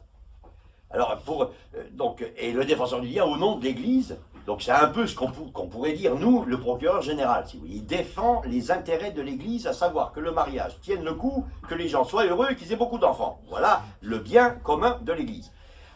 Et normalement, le défenseur du lien doit faire ça, puisqu'il défend le lien matrimonial par définition. Et c'est pour ça que le ministère d'avocat, contrairement au pénal, où là, le juge vous aurait donné un avocat d'office si jamais vous n'en aviez pas choisi. Mais là, il est facultatif parce que justement, comme disait Christophe, le défenseur du lien, normalement, par définition, défend le mariage. Comme vous aviez dit au juge, moi je suis contre la nullité de mon mariage, le défenseur du lien, par définition, était de votre côté, si Oui, vous bien voulez. sûr. Voilà. Mais donc il a connaissance de tout, et alors là je voudrais revenir juste parce que vous avez entièrement raison quand vous dites le mémoire, ce qu'on appelle le mémoire introductif d'instance, c'est-à-dire l'histoire que le demandeur donne et qui saisit le tribunal en disant voilà ce qui s'est passé, je demande la reconnaissance en nullité de mon mariage. Cette histoire, c'est souvent du vitriol. Et le gros problème que nous avons, c'est le principe du contradictoire et des droits de la défense, c'est-à-dire que normalement, vous auriez dû pouvoir lire ce libelle tout de suite, mais moi ça m'est arrivé de le faire lire tout de suite. Et seulement, alors une fois, j'ai été convoqué par le procureur de la République, alors pour de bon, là, à Nice, parce que le conjoint, quand il a su ce que sa femme écrivait, a été porté plainte en sortant de mon bureau à la gendarmerie pour diffamation. Et alors donc, on a eu un procès de diffamation au tribunal républicain de Nice, pendant que moi, j'instruisais la nullité du mariage. Parce qu'ils s'étaient portés plainte l'un contre l'autre. Et donc le procureur, qui n'y connaissait rien, lui aussi, en droit canonique, qu'est-ce que c'est, Drillon, nullité de mariage, machin. Alors il m'avait reçu, alors c'est comme ça qu'il a arrêté d'ailleurs la plainte, hein, il n'a pas poursuivi, parce que je lui ai dit, ben voilà, c'est parce que madame machin, elle a écrit ça, monsieur machin a écrit ça, et donc ils se sont portés plainte l'un contre l'autre pour diffamation. Bon. Ah oui, je comprends, ben, est-ce que vous pouvez me donner Alors là, je lui ai donné les 2 déclarations, je lui ai dit, voyez, voilà ce qui se passe. Et donc... alors c'est pour ça que de faire lire ou de donner tout de suite le libelle, vous avez des moments où ça chauffe. Il y a une autre fois, c'était un Corse, je me rappelle encore, c'était une nullité pour le diocèse d'Ajaccio. Donc on jugeait au nom de l'évêque d'Ajaccio. Et là, je me vois, à la moment de la sentence, je me vois arriver 14 Corses dans les jardins de l'évêché. On veut voir un certain abbé Drillon, parce que j'avais prononcé la nullité. Eh bien, je ne me emmenais pas large. Bon, alors je suis sorti par l'autre côté de l'évêché pour vous dire les affaires. Et j'ai laissé ma secrétaire qui a dit ben moi je ne sais pas, ben vous savez moi l'abbé Drillon il ne me parle pas, alors que c'est elle qui avait tapé les machins, mais peu importe. Voilà, hein, et on s'est débarrassé des pauvres corps. Mais je comprends aussi, c'était fou furieux parce que le mariage avait été déclaré nul. Je comprends bien. Mais d'un autre côté, qu'est-ce que vous voulez? Moi, voilà, on avait rendu la sentence, nous sommes 3 juges, on vote. Et puis une fois qu'on a la majorité, eh bien, on rédige la sentence suivant la majorité. Et que voilà, c'est pas si facile, vous savez. Oui, madame. Excusez-moi, une question importante. Est-ce qu'une personne peut demander la nullité pour plusieurs chefs de nullité? Bien sûr, D'accord. absolument. Oui, moi je voulais juste vous demander pourquoi est-ce qu'on vous a refusé de lire en quelque sorte l'acte introductif d'instance qui est donc le mémoire, qui était un petit peu donc le motif de départ, parce que ça nie un petit peu le principe du contradictoire, qui est quand même essentiel. Comment vous avez pu naviguer à vue pendant ces 3 ans et demi? Et enfin, pourquoi la 4e année, vous avez pu avoir accès enfin à ce mémoire, qui était quand même la pièce maîtresse capitale, qui faisait... qui introduisait la justice, quoi. Tout à fait. Mais en fait, quand ça a commencé en 2011, c'est vrai que il y avait beaucoup moins d'écrits, beaucoup moins de choses qu'aujourd'hui. Hein. En fait, personne ne m'a renseigné au tout départ. Et même le procureur qui a accepté, en fait, quelque part de m'aider, cette femme qui m'a finalement suivie et qui est devenue mon avocat à la fin, m'a dit que c'était interdit. Je n'avais pas le droit de le lire. Voilà, donc dès le départ, on m'a dit que je n'avais pas, c'était impossible pour moi de lire ça. Alors, et on m'avait... Sur quel fondement? Vous savez, à l'époque, quand vous connaissez rien, on m'a dit que j'avais pas le droit, c'est tout. Et même qu'à l'époque, je n'avais pas le droit d'avoir un avocat. C'était celui qui instruisait qui avait le droit d'avoir un avocat. Mais moi, je n'avais pas le droit, j'avais juste le droit de me défendre. Et après, c'est vrai que ce procureur s'est proposé de m'aider pour me défendre et m'instruire. Donc souvent, elle m'appelait, elle me disait, voilà, j'ai des infos nouvelles, je peux vous dire, etc. Donc quelquefois, elle m'annonçait même en amont. Elle me disait, voilà, la première instance, ça s'est terminé comme ça, la deuxième instance. Donc elle me prévenait quelquefois avant que je reçoive les courriers. Mais que ce soit pendant toute la procédure, jamais je n'ai eu accès à ce mémoire. Et on m'avait dit à l'époque que ce mémoire n'était passé dans les mains d'abord d'un avocat qui lui-même épluchait le mémoire et disait si oui ou non on pouvait instruire ou pas après, en fonction quand même si le mémoire est cohérent ou pas, parce que j'imagine qu'il reçoit quelquefois des trucs complètement incohérents et là qu'il refuse. Mais donc ça passe déjà une première étape où ils instruisent, ils regardent comment est le mémoire, ils acceptent et après moi on m'a toujours dit que je n'y avais pas accès. Donc comme je ne savais pas et que tout le monde me disait que j'avais pas accès, j'avais pas accès, je pouvais rien faire d'autre. La 4e année, parce que en fait ce que j'ai expliqué c'est que à la fin je voulais rencontrer le nouvel évêque à Nanterre par rapport au sacrement pour les divorcés. Et que là, j'ai rencontré une autre personne qui m'a reçue, qui, en attendant de voir l'évêque, qui m'a reçue gentiment et qui m'a expliqué tout un tas de choses par rapport aux procédures et qui m'a dit à ce moment-là, mais Sophie, pourquoi vous n'avez jamais lu le mémoire? Et j'ai dit, je ne sais pas, parce qu'on m'a toujours dit que je n'avais jamais le droit de lire ce mémoire. Et donc, à ce moment-là, j'ai dit, mais que dois-je faire? Est-ce que je peux lire ce mémoire? Elle me dit, vous avez qu'à écrire un mail et puis demander à lire le mémoire, vous allez bien voir ce qu'on va vous répondre. Et donc c'est comme ça que mais la procédure était terminée.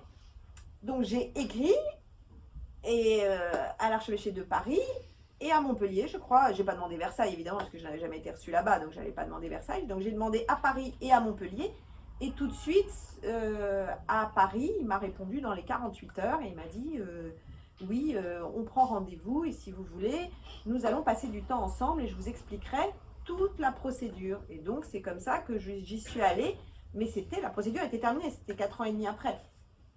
Et j'ai pu enfin comprendre, donc c'était juste avant de finir mon livre, et c'est pour ça que j'en parle après dans mon livre aussi, j'ai pu comprendre exactement ce qui s'était passé, ce qu'avait dit mon ex-mari sur moi, tout ce qu'avaient dit les témoins aussi, parce qu'il m'a lu aussi les témoins, etc. Donc j'ai compris tout, enfin, toute la participation de toutes les personnes, j'ai compris ce qui avait été dit, fait, pourquoi, etc.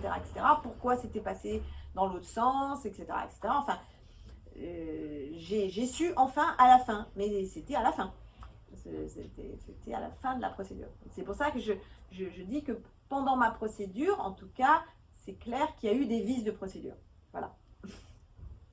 Et donc, ce livre se veut aussi pour dénoncer ça, pas pour être contre le clergé ou quoi que ce soit, je ne suis pas du tout là-dedans, mais plus pour qu'on essaye que ça se reproduise le moins possible, qu'on essaye que les procédures soient le plus clarifiantes possible pour tout le monde et qu'il n'y ait pas des vices de procédure comme ça qui vous mettent quand même dans des conditions psychologiques très difficiles et dans de la souffrance, de ne pas savoir comment se défendre, quoi dire, qui voir, que comprendre, et qu'on est un peu dans l'obscurité, plongé dans l'obscurité.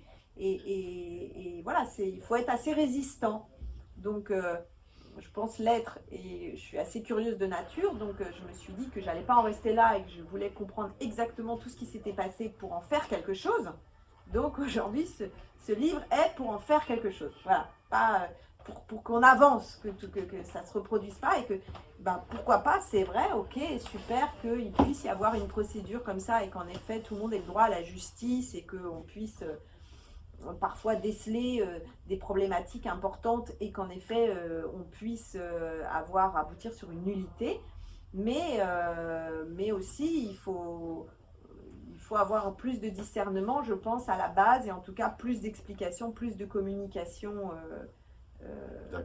et d'accompagnement psychologique pour les personnes dedans et pour les familles, pour les enfants qui ne comprennent pas et on ne sait pas comment leur expliquer. Et ça, c'est difficile. Voilà. Parce que c'est vrai que les prêtres m'ont... Enfin, donc déjà, beaucoup m'incitaient à ne pas me battre, même à me dire, super, après je pourrais te donner la communion. Moi, ça me mettait plutôt en colère qu'autre chose. Tu pourras te remarier. Oui, ok, mais c'est pas ça que je veux. Donc ça me mettait en colère. Hein, et beaucoup me disaient...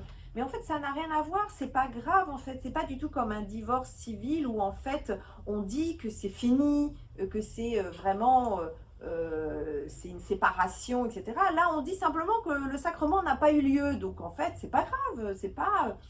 Pourquoi tu t'inquiètes? Le sacrement n'a pas eu lieu, donc voilà, c'est pas comme un divorce, c'est pas on casse quelque chose, ça n'a pas eu lieu. Et moi, je me disais, mais c'est pas possible, ça n'a pas eu lieu peut-être, mais on était 500 personnes à mon mariage, on avait des témoins civils et religieux, donc je dis, alors ce jour-là, c'était juste une fiesta, voilà, une belle fiesta, pas de sacrement, donc c'est pas reconnu. Moi, j'ai fait un mariage religieux pour que ce soit reconnu au niveau de Dieu, donc là on me dit, non, en fait, c'est une clownerie ton truc, c'était une belle fête, une belle soirée avec 500 personnes, génial, mais il n'y a rien eu, voilà.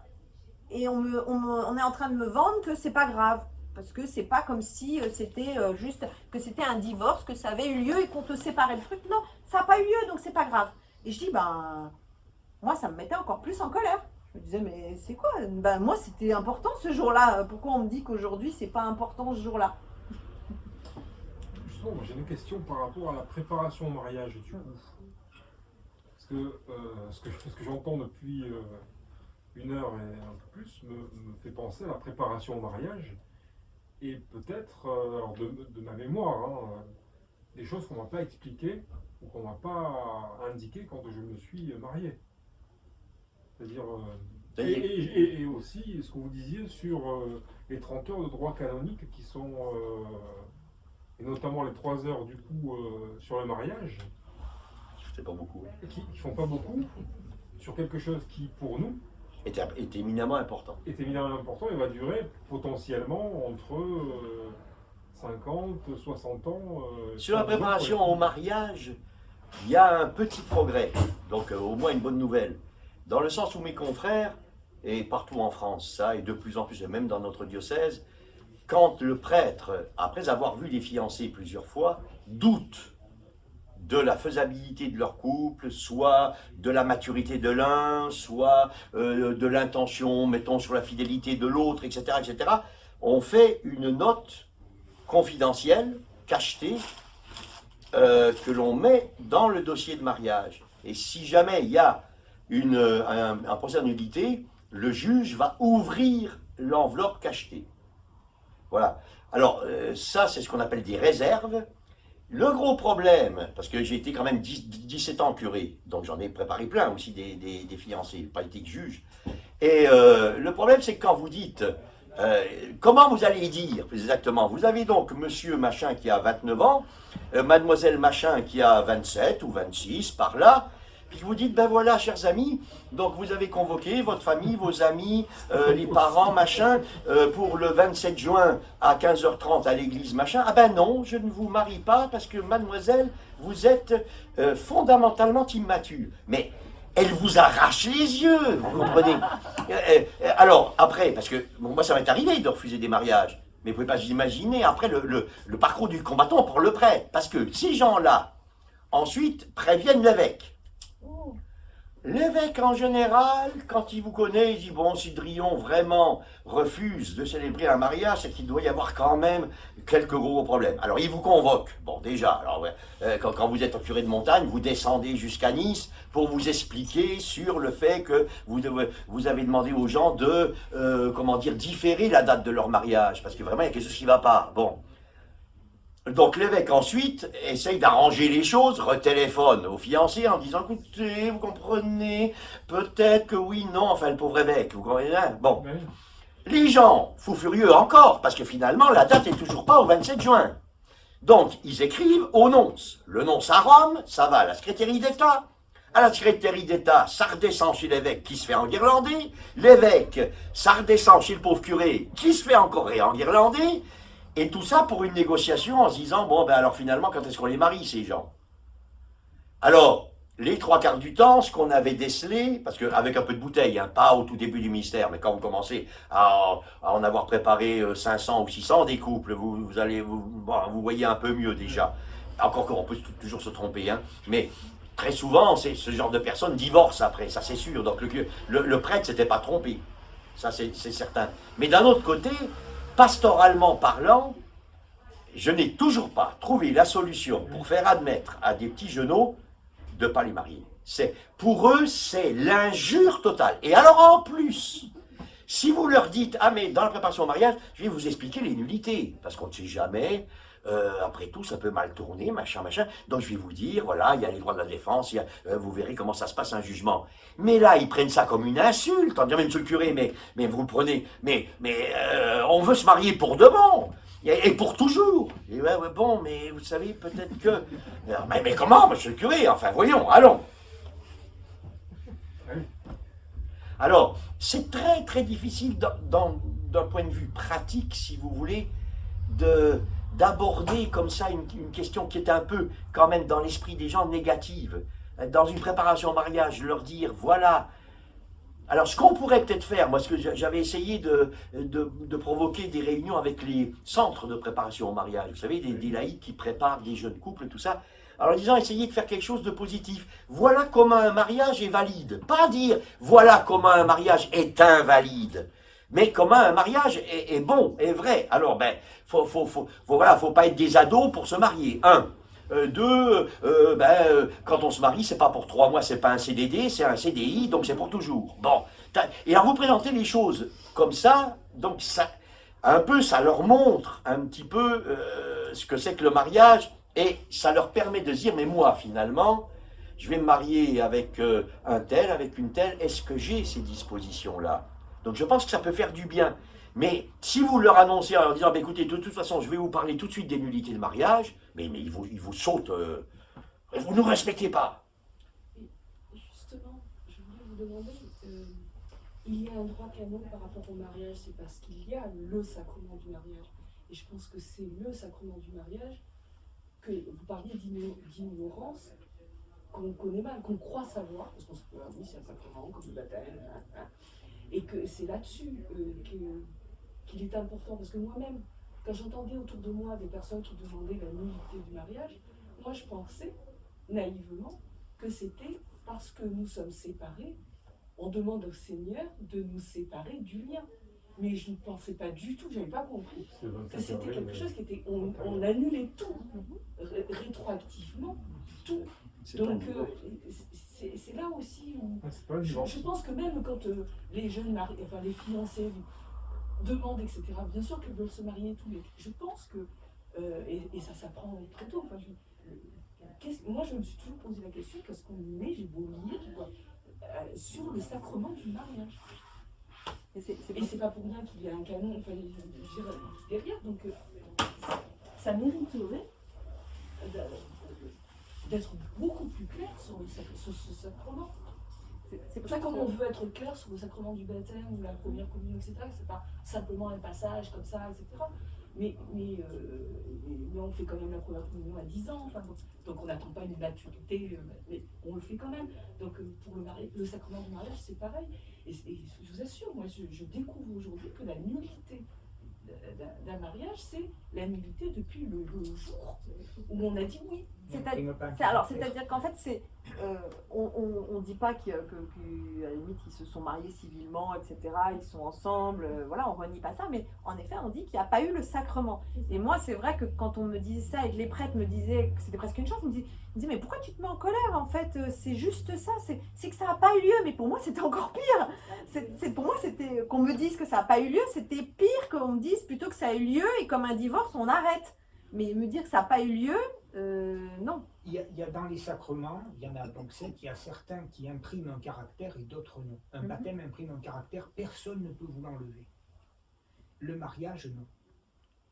Le mariage n'imprime pas un caractère, donc il peut, parce que justement au moment de l'échange des consentements, ce qui fait le mariage, il peut y avoir une partie qui n'était pas à même de contracter ce mariage. Le canon, en substance, il est repris dans le rituel du mariage.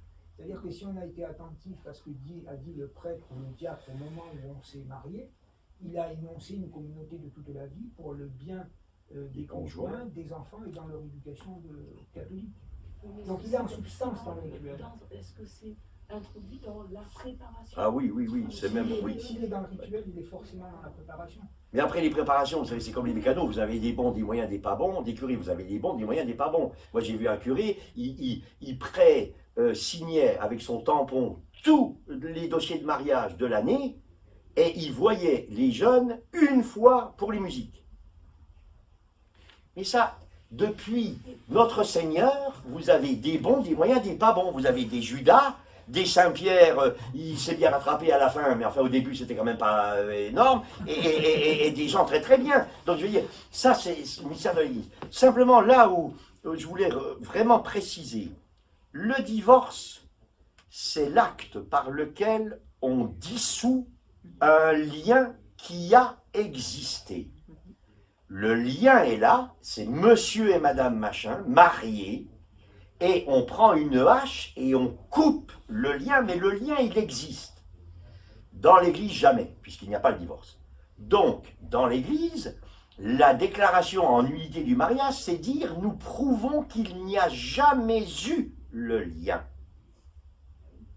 Donc, monsieur machin, en fait, même s'il y a photo de dragée, machin, et enfant, tout ça, monsieur machin ne s'est jamais marié, madame machin s'est jamais mariée. C'est ça une reconnaissance dans l'invalidité du mariage. Alors là aussi, il y a une question de vocabulaire, parce que tout le monde dit, vous comme moi d'ailleurs, la nullité, parce que c'est un mot qui va vite et puis qui est bien et tout ça. Mais les pauvres gens, vous savez, qui prennent ça très négativement. Je viens de recevoir une lettre pour la nullité de mon mari. Mais je suis pas nul, monsieur, que les gens me disent. Mais personne n'a dit que vous étiez nul. Ah mais si, vous dites que mon mariage est nul. Donc je suis nul.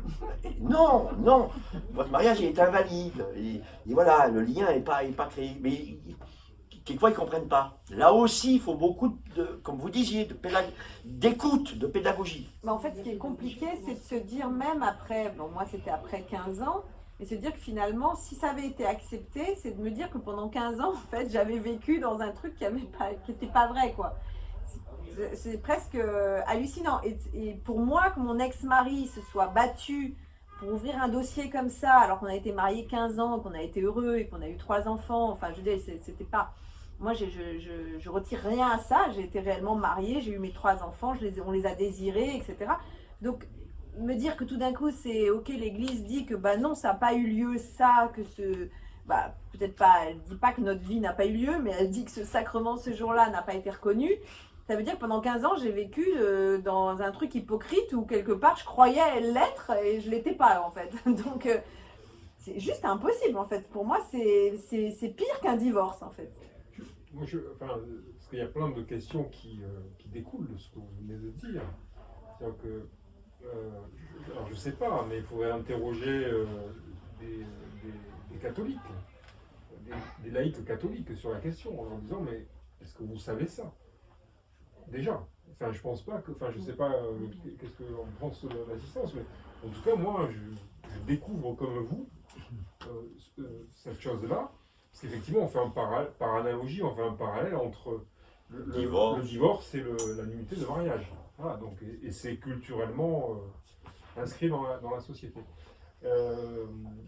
Ce qui du coup appelle une autre question en matière de transmission, en tant que parent ou grand-parent maintenant, quelle transmission l'Église peut-elle faire aux parents et aux grands-parents maintenant, pour leur expliquer aussi ça, pour qu'ils puissent en discuter avec leurs enfants. Parce que c'est aussi une courroie de transmission extrêmement importante en tant que parent, de pouvoir dire, ok, si tu veux te marier à la mairie, marie-toi à la mairie, et si tu te maries à l'église, ça veut dire que petit 1, petit 2, petit 3, petit 4, petit 5. Et nous, en tant que parents, je pense qu'on a à la fois la connaissance des enfants et le temps pour pouvoir faire ça. Excusez-moi, du coup, j'en reviens à ce que vous venez de dire.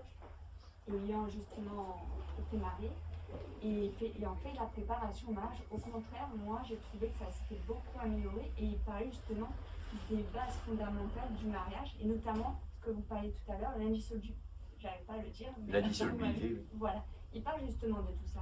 Et il nous dit même clairement qu'on a jusqu'au jour J, à la minute près, pour dire non si on ne veut plus se marier. Et tout ça, sincèrement, ils en ont vraiment bien parlé. En tout cas, moi, le groupe, on avait des groupes de partage et ils en parlaient super bien. C'était vraiment bien expliqué. Donc du coup, c'est vrai que j'étais un peu au courant, mais ça reste quand même un sujet tabou de demander l'annuité de mariage. Bien sûr. Et là, du coup, on voit dans notre écart de génération, peut-être ce que vous disiez tout à l'heure sur le fait que les choses se sont beaucoup améliorées dans la préparation au mariage. Mais c'est vrai que, enfin, moi, je réagis comme ça par rapport à ce que j'ai vécu et je me dis oui.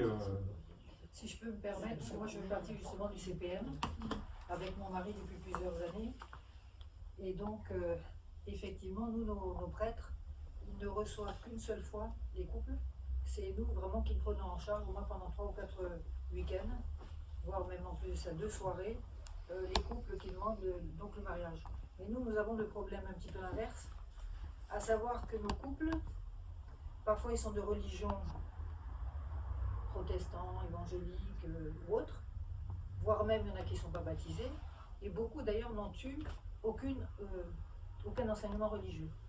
C'est-à-dire que même l'Eucharistie, ils ne savent pas exactement de quoi ils retournent. Non. Et d'ailleurs, la plupart du temps, ils ne demandent qu'une bénédiction. Donc nous, on se fait fort quand même de leur expliquer ce qu'est un mariage pour des mariés, enfin pour des fiancés qui ont une instruction religieuse, telle que la première communion, la confirmation, etc. Et puis les autres qui, en fait, ne savent pas exactement ce qu'est l'Eucharistie et n'ont qu'une bénédiction. Mais, et ça j'avais interpellé mon curé à l'époque, ce sont des couples qui sont vraiment absolument charmants, hein, qui sont très gentils, qui la plupart du temps ont déjà créé un foyer, ont créé les fondations, ont acheté une maison, un appartement, ont déjà des enfants, même parfois en 40, 50 ans, etc.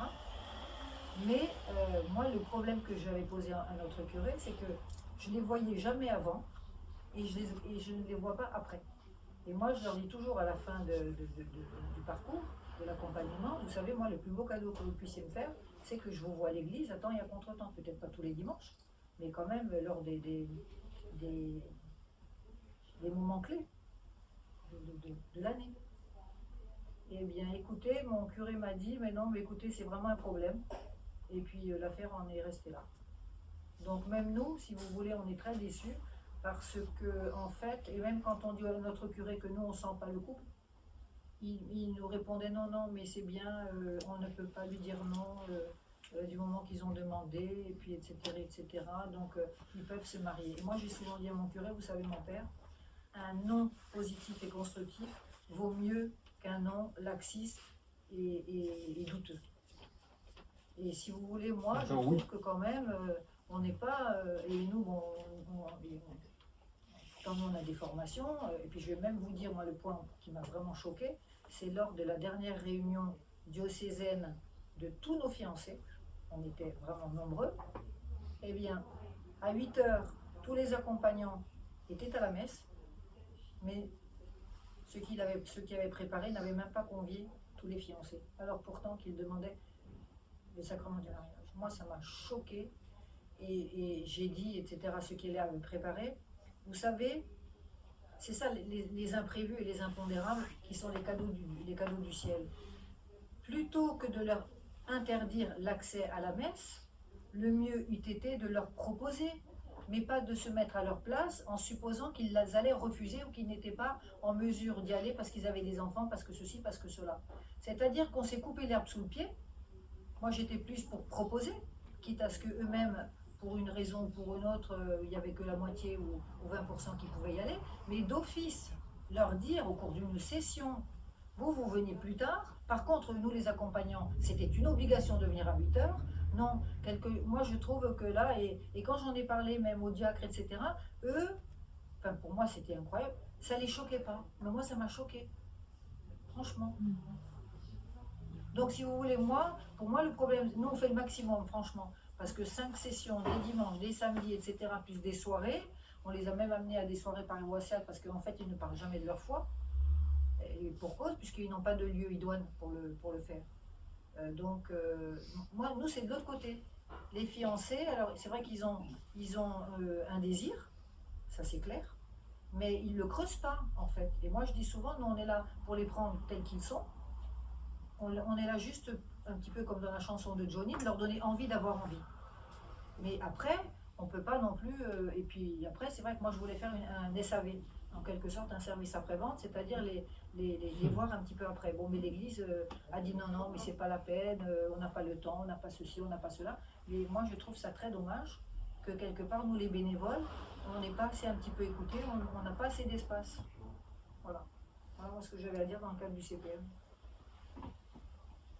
Merci.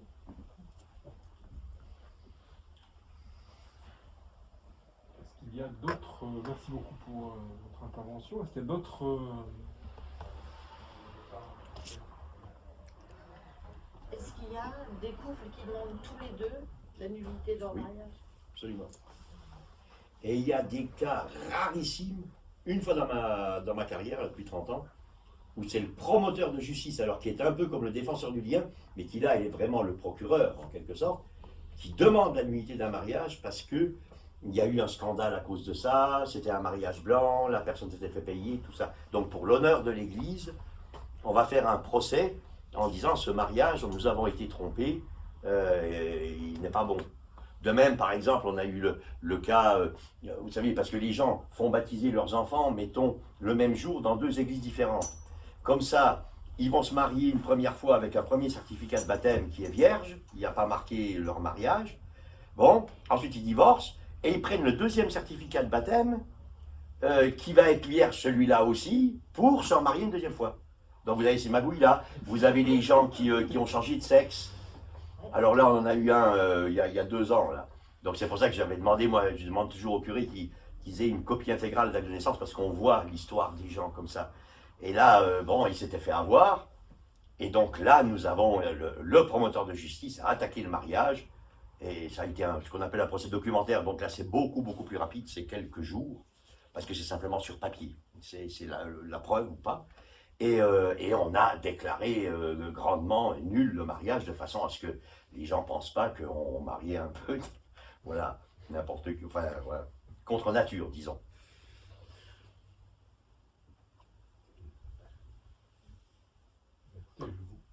propose de remercier Sophie Toutet et l'abbé Drillon pour un sujet qui, alors franchement, est passionnant. Parce que ça ouvre plein, enfin en tout cas pour moi, ça m'a appris plein de choses. Hein. Voilà. Et puis, si vous le souhaitez, ben, vous pouvez acheter le livre de Sophie Toutet, le faire dédicacer, on peut passer à la partie dédicace. Et puis évidemment, le droit canonique, on peut l'acheter aussi. comment le droit canonique, oui, alors pour les Celui-là, il est un peu usé parce que voilà, il c'est est un peu celui du usé. chanoine, donc Puis c'est le plus cher. ça sera beaucoup plus cher. Hein. Voilà. Et évidemment, mon père, si des personnes veulent peut-être évoquer quelques cas particuliers, etc., l'abbé Drillon est évidemment à votre disposition. Voilà. Et aussi Christophe. Et Christophe aussi, bravo.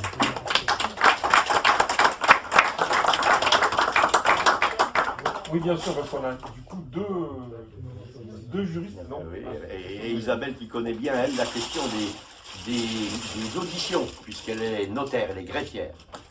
Donc elle pourra vous en raconter diverses et des pas mûres également. Si certains veulent juste prendre un petit truc, ça c'est, vous pouvez le prendre gratuitement sans problème. Votre livre, c'est lequel? C'est celui-là. C'est celui-là. Oui. C'est comme on voit beaucoup de choses, on ne sait pas trop.